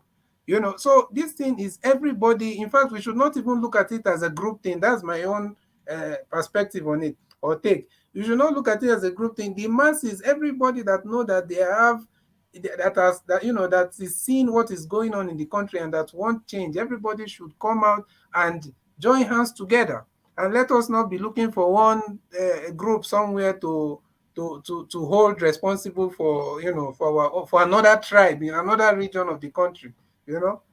Let us do it. Do you think IPOB is carrying everybody else's? Do you think that? Carrying people how? In terms of they are putting themselves forward, but people are not matching their action. Yeah, you obviously you could see one of the reasons why, and look at the way the government is tackling them and everything. So definitely people will be cautious to join that movement because they've tagged them as a terrorist organization in Nigeria. So you can see why you shouldn't even just be looking at them to go and mobilize people from other region of the country. You're a human being. You're a citizen of the country. You're seeing what is going on. Come out and join and march as a citizen. All those people marching in Europe, in America, in wherever, do they belong to one special group? They are all just people that they are just tired of whatever that is going on, and you see them march, coming out for their people. We are looking for. So we need to understand all right. So typically, Shore tries to hijack this thing as it tries to do with NSAS. You see him now. These are the not. Shore, he claims to be from. He claims Ondo. He claims Delta, but he's now trying to claim. So he is now trying to hijack this protest. This is Shore now hijacking their protest. The Abukis. In Abuja or where? In Abuja, that's it. Yeah, that is where he resides. He's the landlord. He's the chief commander of protest in Nigeria now. He has to be there. He's the one. Let me tell you, the role that Ore is playing, the role he's playing in galvanizing people, in organizing people for protests against this criminal administration should be commended. That guy is playing a leading role. As a freedom fighter in Nigeria. Hijacking other people's protests. He's not hijacking. He's the one that, has brought them out. That guy has Is that he from Kano? organization Is that where from Kano? what do you mean?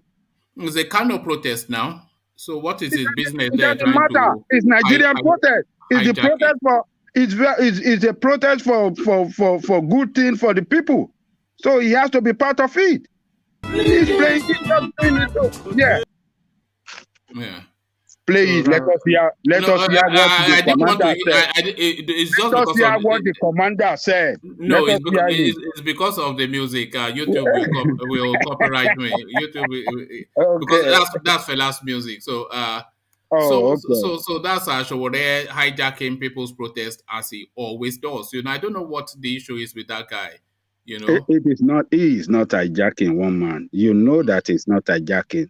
He is just playing his own role. A little way he can. A little way or little in any way he can do to support them and to encourage them. You see, when you don't have strong-hearted people leading protests, that protest might not stand the test of time. But when you have a strong-hearted person that is in the lead, it will encourage people to stand as well.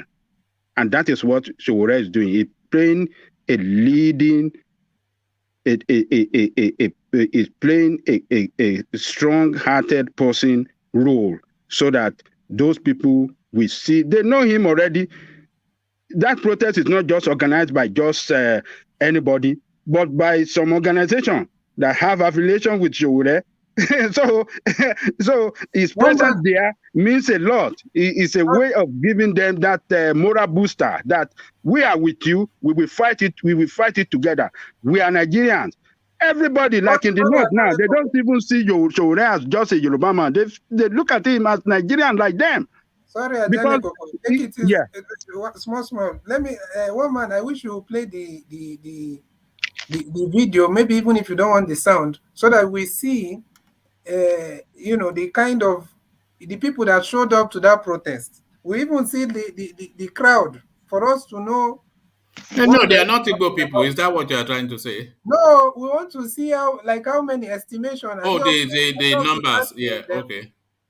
Because this is one of the reasons now we'll be coming out. No, is this the first time some group of Northerners are gathering to do protest? We need the masses there to come out, so that even when you're joining them with confidence.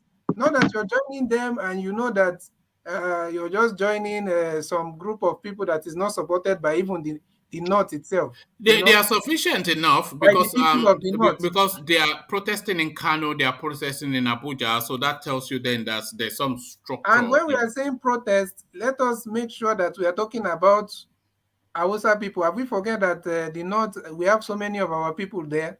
So this is the thing that these are some of the things that we need to identify. No, I don't think Southerners will be protesting out of the North. Why would they? Why won't they protest? Are they not living not out of the North though? They won't be protesting out of the North. They will be protesting out of their region. So these things, we need to all look at these things critically and understand what is on ground. Then we can talk about everybody joining forces, not to blindly join forces. Because I'm telling you, the North, with the way they are, with their population and everything, once they come out, everything is, nobody will even doubt if we should join hands or not. But in this, as it is right now, let us be very careful on how we, let it not be that we are going there to take, the way they try to accuse Igbo people of capitalizing on NSAS in Lagos and saying that it was now an IPO protest or something like that. So we don't want those kind of stories. So we need to make sure that people are in synergy, the northern people, All right. Thank you, CBD. But this guy, I don't know, very quickly he has all these posters out, and then he will wear his usual garb. Sometimes he go outfit. Sometimes this is him now dressing like an Hausa man because something is from he's the man of revolution now. He's a man of the people. He wants to mobilize. he wants the people, he's so eager for that mobilization for people to, to get on board. So, and unfortunately, you see the way he has been victimized for even doing all that. Like the NSAS, he went somewhere before, people gathered him and saying they don't want revolution, that they just want NSAS. So these are some of the things. That's why it's always good to observe, the place you're going, whether you're going to join them or whatever. You have to understand what is on ground first. Because if Sowore had known that place he was during NSAS, if he knew that the people there are not even interested in revolution, do you think he will go there and tell them that let us do this and that, So all right. Thank you, Sibidi. Let's hear from Xero. And Xero, let me take you back to the north, but this time around, just having a beer in the north, which is now an issue in Nigeria. So the structures in Kano where they have designated people, the designated spaces for the non-adherents. So in Kano, it's called Sabongari or Sabongeri. And there you can act as though you were in the south. So these people were in like a perfectly registered legal beer parlors, and these Hishba elements came to harass them, and then a scuffle broke out. So what are you making then of this just continuous weighing upon of southerners in Kano by this Hishba structure? Yeah. Do you hear me? Yes, perfectly. Okay. You see, this is one of those problems when we look at the country and say the country has is operating a one-sided, lopsided system. This is these people started this issue of Sharia and all this during the Obasanjo return. Obasanjo, as powerful as he was, he could not stop them. I remember once Umar from Zamfara, one idiot from Zamfara, that was the governor of Zamfara State then. He was a pusher of these ideas of the North having their Sharia. He even went to the extent of marrying one little girl from Egypt, who was, I think, 12 years old or so. They violently pushed for having the Sharia, and until it got to the stage where they had their own Hisbah. I think that was Yerima, if I remember Yerima, right. Yes. Yerima, yes, that man needs to be hanged without even trial, because it's one of the reasons why these extremists are now everywhere. They became very bold, and they went far and wide because of this guy, because of his rhetorics. And look at where it has landed us. Look at where it has landed the North. Look at where we are. The South is paying so much tax on alcohol, and the monies are being used by this Zero, please. Yes. Zero. 1 minute. Yeah. You know the reason why that Zamfara state governor in 1999 immediately Obasanjo came up with that Sharia this thing with other state. It was an effort to destabilize Obasanjo's government, because if Obasanjo had come out hard on them on that will give them the opportunity to start their opposition against him, that is an anti-North and anti-Northern culture, and that they can use that to mobilize all the politicians in the North against him, and bring him down. But there you have it. There you have it. There you have it. Yeah. But Obasanjo played smart. Obasanjo consulted with the leaders in the North, and he told them that what this guy is doing, he knows what he's doing, and the leaders in the North assured Obasanjo that yes, they will make sure that he put one lady in trial, and they would have killed that lady. Obasanjo called him and tell him that if he should go ahead and do that, he will deal with him seriously. And when Obasanjo speaks, he doesn't play. So what did he do? He couldn't do anything for that lady. So, but that action that he took then, the idea of Sharia was a way to destabilize Obasanjo government and cause confusion. Because, when Obasanjo came in, immediately what he did, he sacked a lot of military generals. And most of them are northerners. They didn't expect him, and they started taking some action that they never expected that he could do. So, so that was the reason. So you can continue. Yeah, but since Obasanjo left, we've not had any leader that's as powerful as Obasanjo, that has audacity as Obasanjo until Buhari came in. And Buhari is the most audacious human being on the planet. We've not had any leader that could intrude into the north and say, no, you have to stop this. Because everyone wants to be relevant after the administration so that they can still maintain power. Everyone wants to be relevant so they can win the next election. But they forgot and they failed to see what impact these things they are overlooking are going to have on the country. It has grossly changed the fabric of the country. A country that started from regional government, became a unity government, now it's almost like everybody control your system, but we still maintain one unity government that is very, very lopsided. A Fulani government at one end, a dictatorship at the other end, an Islamic government at one end. Everything just stacked against the common man and the minorities. So I think in a normal situation, to maintain normalcy, every president should be able to go and decide things in any part of the country without fear or without protecting his own personal interest of wanting to maintain power for the next 4 years to complete 8 years. No, once you see that something is an aberration, somebody is trying to take power from you by creating a small sector called the Sharia state, you have to fight against it in a normal situation because we are a secular country. Is that not what we are? Why do we have the constitution? And then the constitution accepts Sharia in And that same constitution. these are the same people condemning people trying to succeed. Yes, exactly. in the South. Meanwhile, they've done their own constitutionally. How many years ago?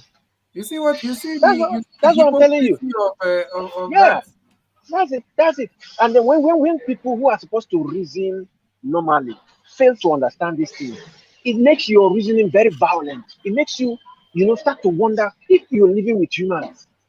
Because how can a normal human being not see that the constitution itself is a barrier to freedom of choice, freedom of your normal life? They took away your life and they are encroaching every single thing that meant You see, constitutes because your DNA. once they fully established this system in the north, which they have nearly done now, they will then look to start to apply it to the rest of Nigeria. Because even Tanko Yes. Mohammed was saying that there's not enough assertion of uh, of uh, Yes. of Islamic Yes. intonation in the Nigerian Yes. constitution. Yes. That's why I said it is a Fulani government on one end, an Islamic government to the other end, a military dictatorship at the top, and in between we find all sorts of mini governments. I said this one time when I started listening to your program that Nigeria is just a situation where a lot of mini governments have been let loose to feast on Nigerians. The people who are suffering it are the South, because every now and then you have the skirmishes from the bushes, and then every now and then the government imposes some tax just to take money from the people, the middle class and the upper class of the South. Like these issues of the passport you are talking about. The northern man doesn't travel. He doesn't. He barely goes to the secular education.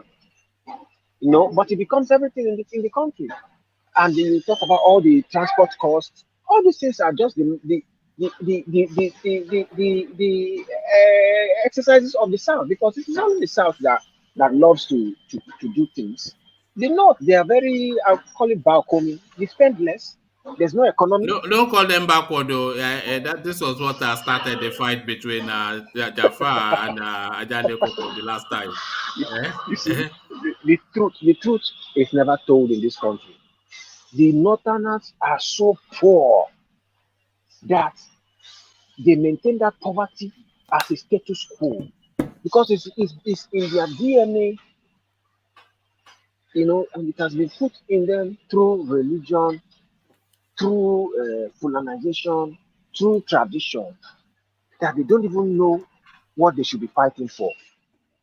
That's why when these Hausa people came out and started protesting, you don't know what grace we are having now. If the government succeeds in weighing them down, we will remain like this for 800 years. We are just in a matrix. You try to get out from one angle, they pull you back. You try to get out from the other angle, they pull you back. You wage a revolution, they shoot you down. And then everybody is talking from every side of their mouth. The ones in Europe are saying, why do you want to break up? Why don't you do for this? So it's a jollof rice that is tasting sour. Look at that. You've been waiting to use that one. A jollof rice. Look at this guy. Can you come and prepare a jollof rice that is tasting sour? But X0, how would this jollof rice taste?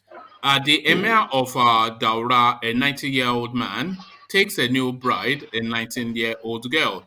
So Ajale Koko is saying that it is legal, but is it moral? Is it justified?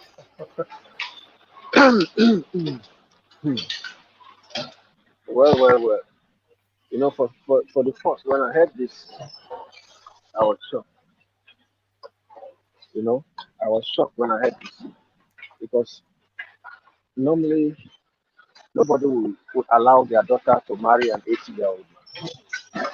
I don't even know if that 80-year-old man. That's It's 90, by the way, not 80, 90. 90. Oh, 90. That's even worse. So what is he capable of doing in bed?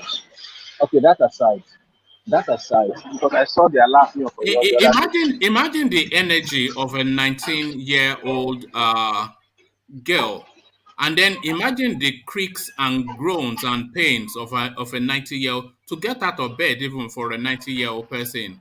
It's a matter of it's a three-stage process. Now you hoist yourself up, you pivot to the scene, and then you hoist yourself.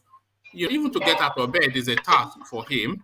But the girl is ready to run 100 miles. So I mean, but why are we only looking at the that aspect of the Is that not what it is? What other aspect is there? Look at this guy. You see, that is my own view is that there's irresponsibility across the families that are uniting and everybody involved in that. In fact, everybody that goes to that. And that's Buhari's Emir, by the way, is the Emir of Daura. So all the dollars is using all the dollars they are passing in from Asorok to buy. I'm telling you, when you first announced this, you know what came to my mind? I said this is the reason why, in the first place, this is the basic reason why the Europeans, when they came to Africa, they started taking slaves because they saw what we did. Some of these things we do are appalling. How the white man figured it out and started taking advantage of these things, it's surprising because they saw that some black people were using fellow blacks as slaves. They can give away their children. Like this one just gave away their 19-year-old daughter now to an old idiot. They saw these things and they said, well, we can capitalize on this. If these people can make people slaves and throw them away to us, we can use them as, laborers. And that's how it started. Let me interject, please. Okay. First of all hail to one man platform, one man, Ajale Koko. Is that in CBD? No, you've mentioned all the names that matter. Carry on. In CBD and X0. X0 in CBD and a day. I want to interject because what you are saying is it seems like you are blaming us for Oyinbo people carrying us as slaves. How can you blame a victim for being victimized? And on top of that, the other thing is, keep in mind, if you look through history, before the imperialists came to West Africa, they were already trading in slaves. The Arabs were already taking slaves from West Africa. And in Europe, they were already trading in slaves. As a matter of fact, during the Crusades, they took a lot of Muslim slaves to Europe, and the Muslims took a lot of European slaves. So the practice was something that was age old. And I just wanted to interject because listening to you, it sounded like you were saying, oh, because of how we treated ourselves, that's why they felt it was okay for them to do what they did. Okay, don't make it sound like that. I'm just telling you that they I capitalized. think he was I'm trying not to saying make a point, but we understand the yes, point, so we can't yes, say. exactly. Yeah, exactly. But just to So counter what Ahizon is saying, we left ourselves open to being taken. So I mean, yes, why was that? You know, why exactly. You know, people came over oceans to come into your own territory, which you know at like the back of your mind, like the back of your hand, and they took you. Yeah, well, you know, the thing exactly. is this. It is the same reason now, right? Why anyone can come into a country like Nigeria and decide to use one against the other because we're divided.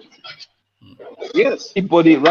right now, as that country is right now, any Oyinbo man can, not even Oyinbo, Indian, Chinese can walk in there and play one against the other because you go to Southeast, they're clamoring for Biafra. People there are saying they're not Nigerians.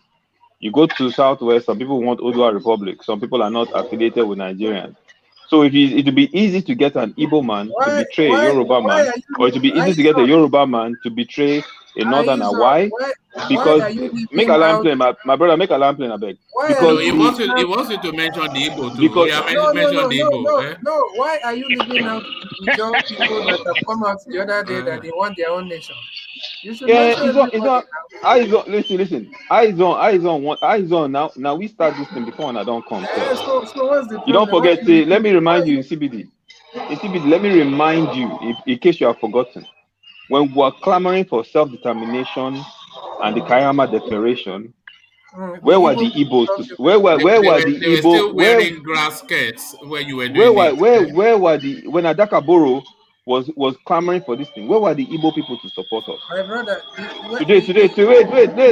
Let me no, finish major. now. Let me finish I thought you're talking about this thing now. Because You asked Nnamdi me a Kanu question. don't because let me You finish asked the me a question. question. Let me finish the question. Make I finish Okay. question. Oh, now you're Okay. going Because personal. because Nnamdi Kanu has now come out making noise. You now want to carry us. You now want to carry us eyes on. You want to My carry brother, us. You wait. You want to carry us into your wahala so you what can is have access to the what coast. kind of question We're is not this? joining. We're not joining your. We're not Wait, joining Wahala wait, ke. your. One We're man, not joining wahala your don't come. wahala. Oh. Look at this. wait. We're not I joining. don't say If no get, Hold on. you know one wahala. Hold on, everybody. Wait now. Hold Let on. me Well, find now. everybody, you will. I just wanted to highlight something. The problems in Nigeria, they are insurmountable. Oh. The South they have a small beef with the Igbos. The Yorubas have a Which small part of beef. the South? Are we not hearing from Aizon now that you want them to come and be It doing has your yum always yum? been these Aizon people. It has always been Aizon people. And the Seno and the rest of them, And maybe and James, all of them, Benin they have people. issues. Yeah, They have Aizon and issues. Benin. They have issues with you. one man, But You have issues with Yoruba. but Yoruba if have one issues with. We all one have man, issues. this one man. Aizon will Do not you know mention one man? you. Do you know that Jonathan was Yeah. more of an Igbo president than he was an Ijaw president? Do you know Yes, that? he favored The them.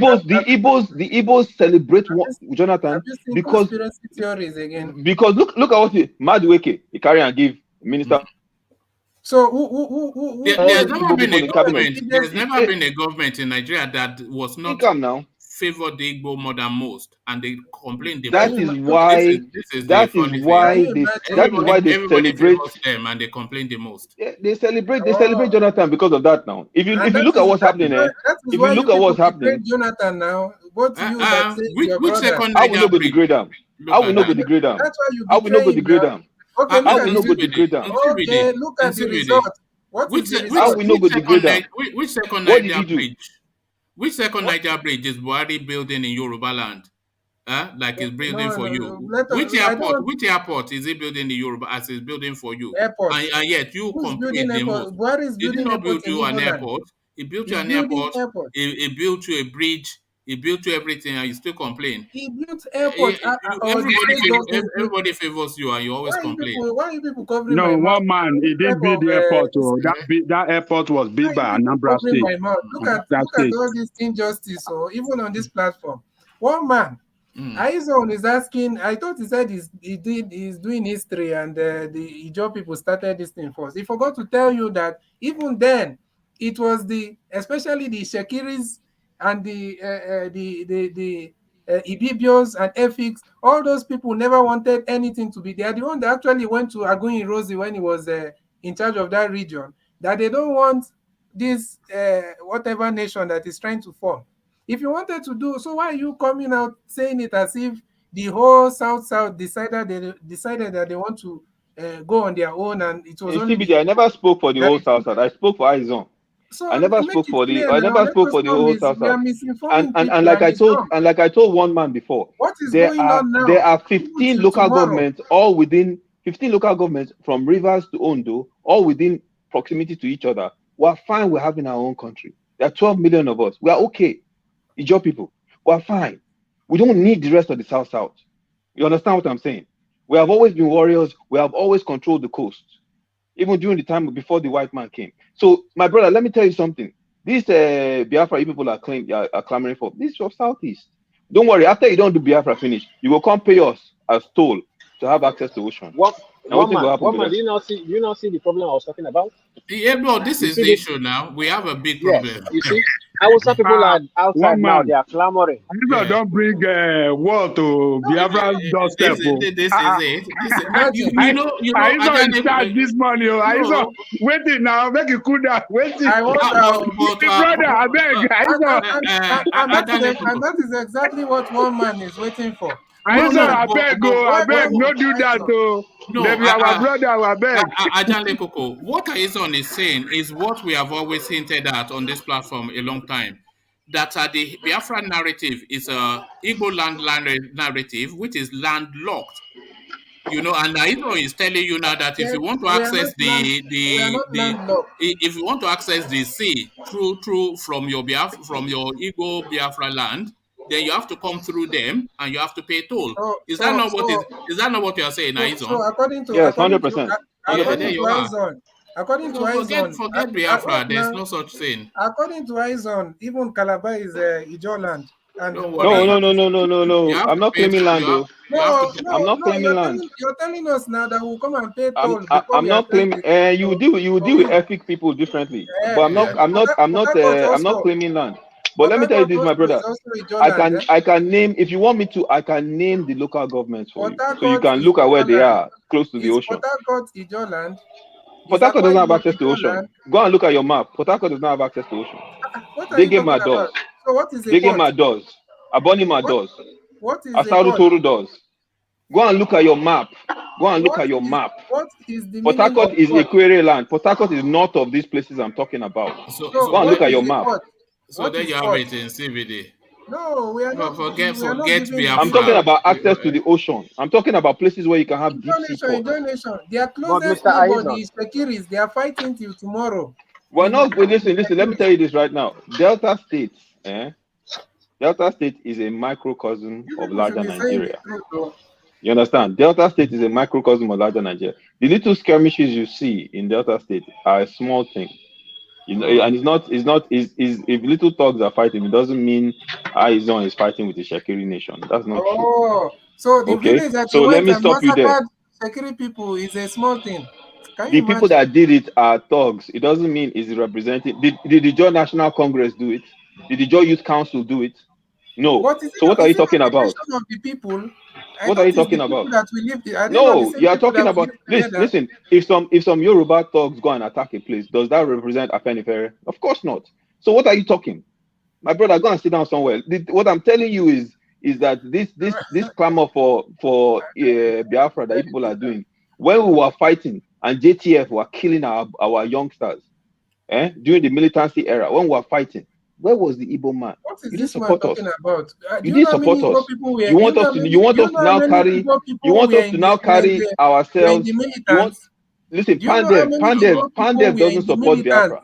All right. Pandev does not support Biafra. The Nigeria problem is insurmountable. Paike Clark, who is Aizon, has said that they do not support Biafra. What are you talking about? You know how many Southern Igbo people were in the same militant group you're talking about? Which Southern Igbo people? My brother, I can't sit down there.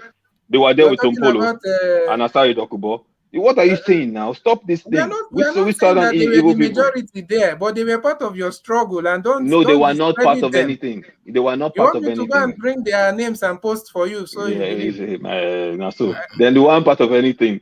Look, let me tell you this thing. This is what I'll say about this thing. Honestly, they can tell you the truth. I'm not even The fighting people, for no, Biafra. I'm not even. Listen. I'm just trying to knock out that your narrative. It's not like But I'm in CBD, fighting for Biafra or let anything. me give you the brutal, honest, unadulterated truth. Okay, According that to you you, really that you really your don't own, want to consider. your own truth. Let me give you the truth that a lot of Give me, Igbo people say, but they give me only your. say it in quiet quarters. They don't say it in public. The truth is the problem So in you want to tell me what our the people is saying, the and I'm an problem Igbo with man? Indigbo, Oh the my God! problem with Indigbo is How within can you tell Indigbo. me what our people is saying, Listen, and I'm an you're not Igbo man? listening. You see, this is why you never learn anything, because you don't listen.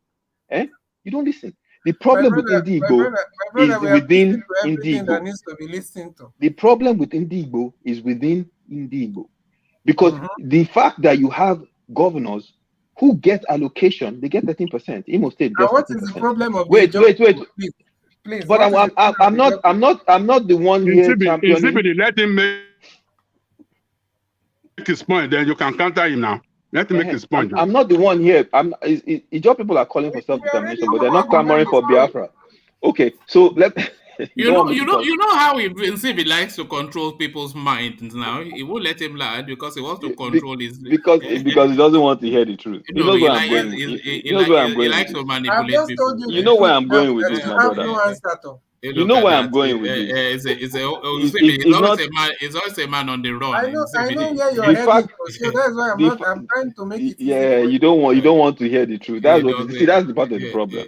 Oh yeah, let's say I right. digress, one man. Let me let someone else talk about No. But you make that point, and then I'll round off because we've hit the 2 hour mark. But land that point, and then Insibide gets the right to reply. Learn And the point then, of the topic. For Igbo man is no. not your problem. Hold on. He let him land the point. You the get guy the no go right agree to make I talk reply, now. You know what make I talk and because he then I'll doesn't want round to hear off. the truth. So land your point. Okay. Aizon.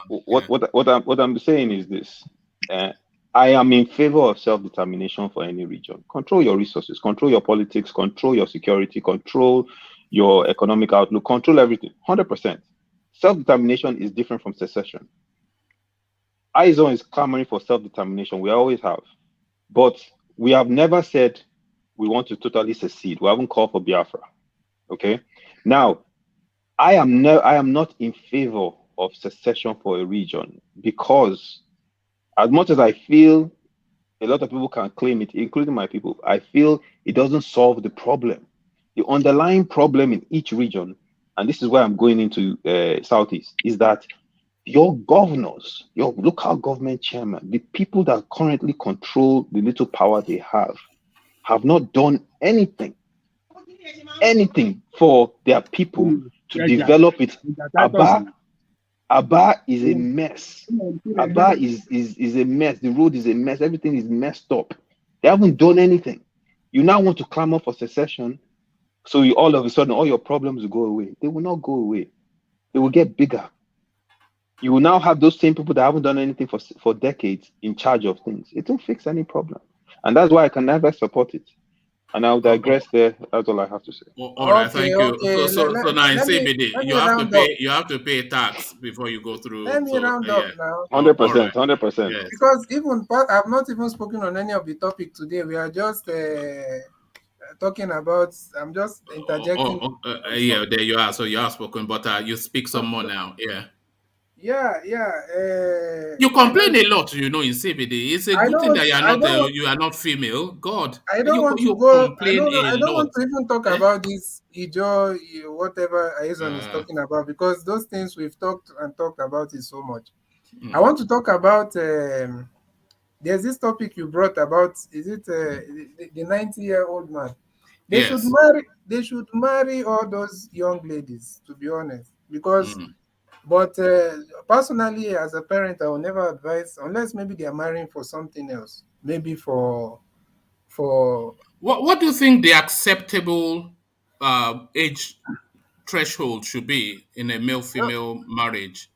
No, one man. If you ask me, it depends. If it's a proper marriage, at least Mm. that distance is too much now. I will demand No, what is your tolerance threshold for a tolerance man? threshold. Yeah, that the age, your tolerance thresholds, that the age gap between a man and the wife.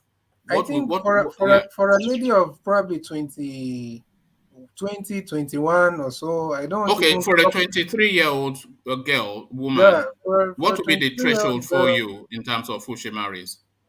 I Just think, your own personal thought, yeah, it's not anything. Yeah, yeah. personally, I don't think she should marry someone that is older than probably 35. To be honest, if you ask me, she shouldn't, Mm, because now it becomes a generational gap if it's too much, and if it's a proper marriage, if it's like a 40-year-old marrying a lady of 20 years, that's almost like he can give birth to her, and I don't think that's proper. And before mm. you know, how will he even do the things that he needs to Yeah, do? well, I thought you said you don't want us talking about things like that. Look No, at this no, guy. in that situation, Yeah. so that's the point. You shouldn't, but I support all this. If you're going to do sugar daddy or Mm, sugar whatever, daughter, whatever, you should marry these young ladies, because the problem is that these so-called sugar daddies, they are useless in the lives of the young girls, They mm, just pay them for whatever they want, and before you know, these girls are useless. Before you know, they are going up and down, mm, getting rid of pregnancies, and their life just become a mess. mm. So it's better. I will not, even if it's a man of 60 years, let him if you marry her, it's still better than just having her as a side, you know All right. as a side lady. All right, thank you, in CBD. I'll seek to round off there, but do join us more frequently in CBD because people always enjoy hearing from you. But I'm going to round off and go to everybody just in a 2-sentence answer to that question that I put to in CBD. What do you think what is your threshold in terms of age gap? Let's say, for instance, for a 23-year-old woman. So, what is your threshold in terms of age gap on who she should marry? So just a couple of sentences on that, and then we'll go from X0. So X0 to you. No, we don't have X0. Yeah, Oh, I'm yeah, here. yeah, I'm go here. on. Yeah. Yeah, I think for a 23-year-old woman, Yes. there is no threshold. But when it becomes too, when the age difference becomes too high, it Yeah. becomes What is a that case. age? What is the too high age for you for a Well, 23-year-old woman? I have been with an older woman before, so I cannot give you any. I cannot talk like I'm Would you holier have than thou. issues But what about 50? Is 50 too much for a 23-year-old? 50-year-old man, Yeah. that should be that is that is not frowned upon too much Would because 60 it be too happens. much? What about No, 60? 60, 60, 60. Yes, 60 will be like people will start suspecting the woman is there for Oh, inheritance. Yeah, all right. because All right. I mean, heart attack is real. All So right. All right. yeah. All right. Thank you, Xero. So that same question to you, Ahizan. Yeah, I kind of agree with Xero. I think, a 23-year-old woman is a woman at that point. I think she should be with a man that I think can take care of her in every single way, including the other room, including The the other other room. room. you know, as Yeah. long as the man can do that, I think it's within. Obviously, if man gets too old, above 60, and then you start having some. A 57-year-old man and a 23-year-old girl, you wouldn't frown upon that. No, not really. I mean, at that point, she's a woman. She's a grown woman. A 70-year-old man and a 23-year-old girl, would you? Yeah, at that point, the 70-year-old man might not function in the other room. He You'll be might not. surprised though in this day and age when people there's vitamins now. Yeah. Listen, the 23-year-old woman at that point, not big girl again, no, now woman. Mm, mm. A woman at that point, she's free to make a decision on which man she wants to be with. Some you'll be surprised. Some younger women don't actually prefer older men. Yes, I They know. don't. Yeah, So yeah, some do, but what is that tolerance level for that older man? Is yeah. I really, don't. yeah. Once you get into the age of 23, Mm. 25, at that point, this is a woman. So no one can really fault her decision. It's her decision to make. Is when you get below 20, or even 21, 20, that's when, problem starts to arise. But no problem. All right, thank you, Aizon. Thank you, man. And join us sooner and for longer next time, Aizon. So thank you, Aizon. Yes, my brother. Okay. So Ajahn Lekoko, just very, very briefly on that particular question, and then I'll shut it down. Just what's the question again? I was just asking what the tolerance level is. We're going off the back of the 90-year-old man. So I was asking what your personal threshold would be. And we're using a 23-year-old woman as the subject matter. So what age would you cap it off for somebody of 23 to marry before you start to feel uncomfortable? I think the age gap should not be more than 10 years. 23, okay. So 33. So 33 a 50-year-old man marrying a 23, you wouldn't. Oh, no. That is too far. A 40-year-old man marrying a 23-year-old. 40 is far too. You are talking about almost 17. 17 years, 20 years. That is far. But if it's within 10 years, I mean, you can say they are still within the same age bracket. Group. Age group of people. Anything more than that, 20, 25, or 30, that you will get a lot of insult from that young lady. Yes. That young lady will insult you all the time. Yeah. Because imagine in some and I'm not sure what do you make of it of a wife calling her husband sir. Do you want something, sir? Or not being able to call him by his first name. What do you make of that? Calling him sir and not being able to call him by his first name. What do you make of that? That is African culture. I mean, let me say particularly Yoruba culture. The wife must always respect the husband. No matter what the situation, you must say sir. Saying sir, it doesn't mean that you are a slave. You are just giving an honor to him, a respect that is the head of the household. Is your husband, and that is what our culture teaches us, that the wife must always respect the husband. By just and calling him by his first name. What's your take on that? The wife calling the husband by his first name. That is English talk culture. It's not our culture. It's not good. It's not good to us. It's we sees it as a disrespect to the husband and to the husband family. All right. Thank you, Ajahn Lekoko. Yeah. So it's just time again, but we'll reconvene as per usual. Hopefully you'd have the time to join us, and I'll press you some more, because I think I may well think differently from you on that particular space. But Ajahn Lekoko has ever a man...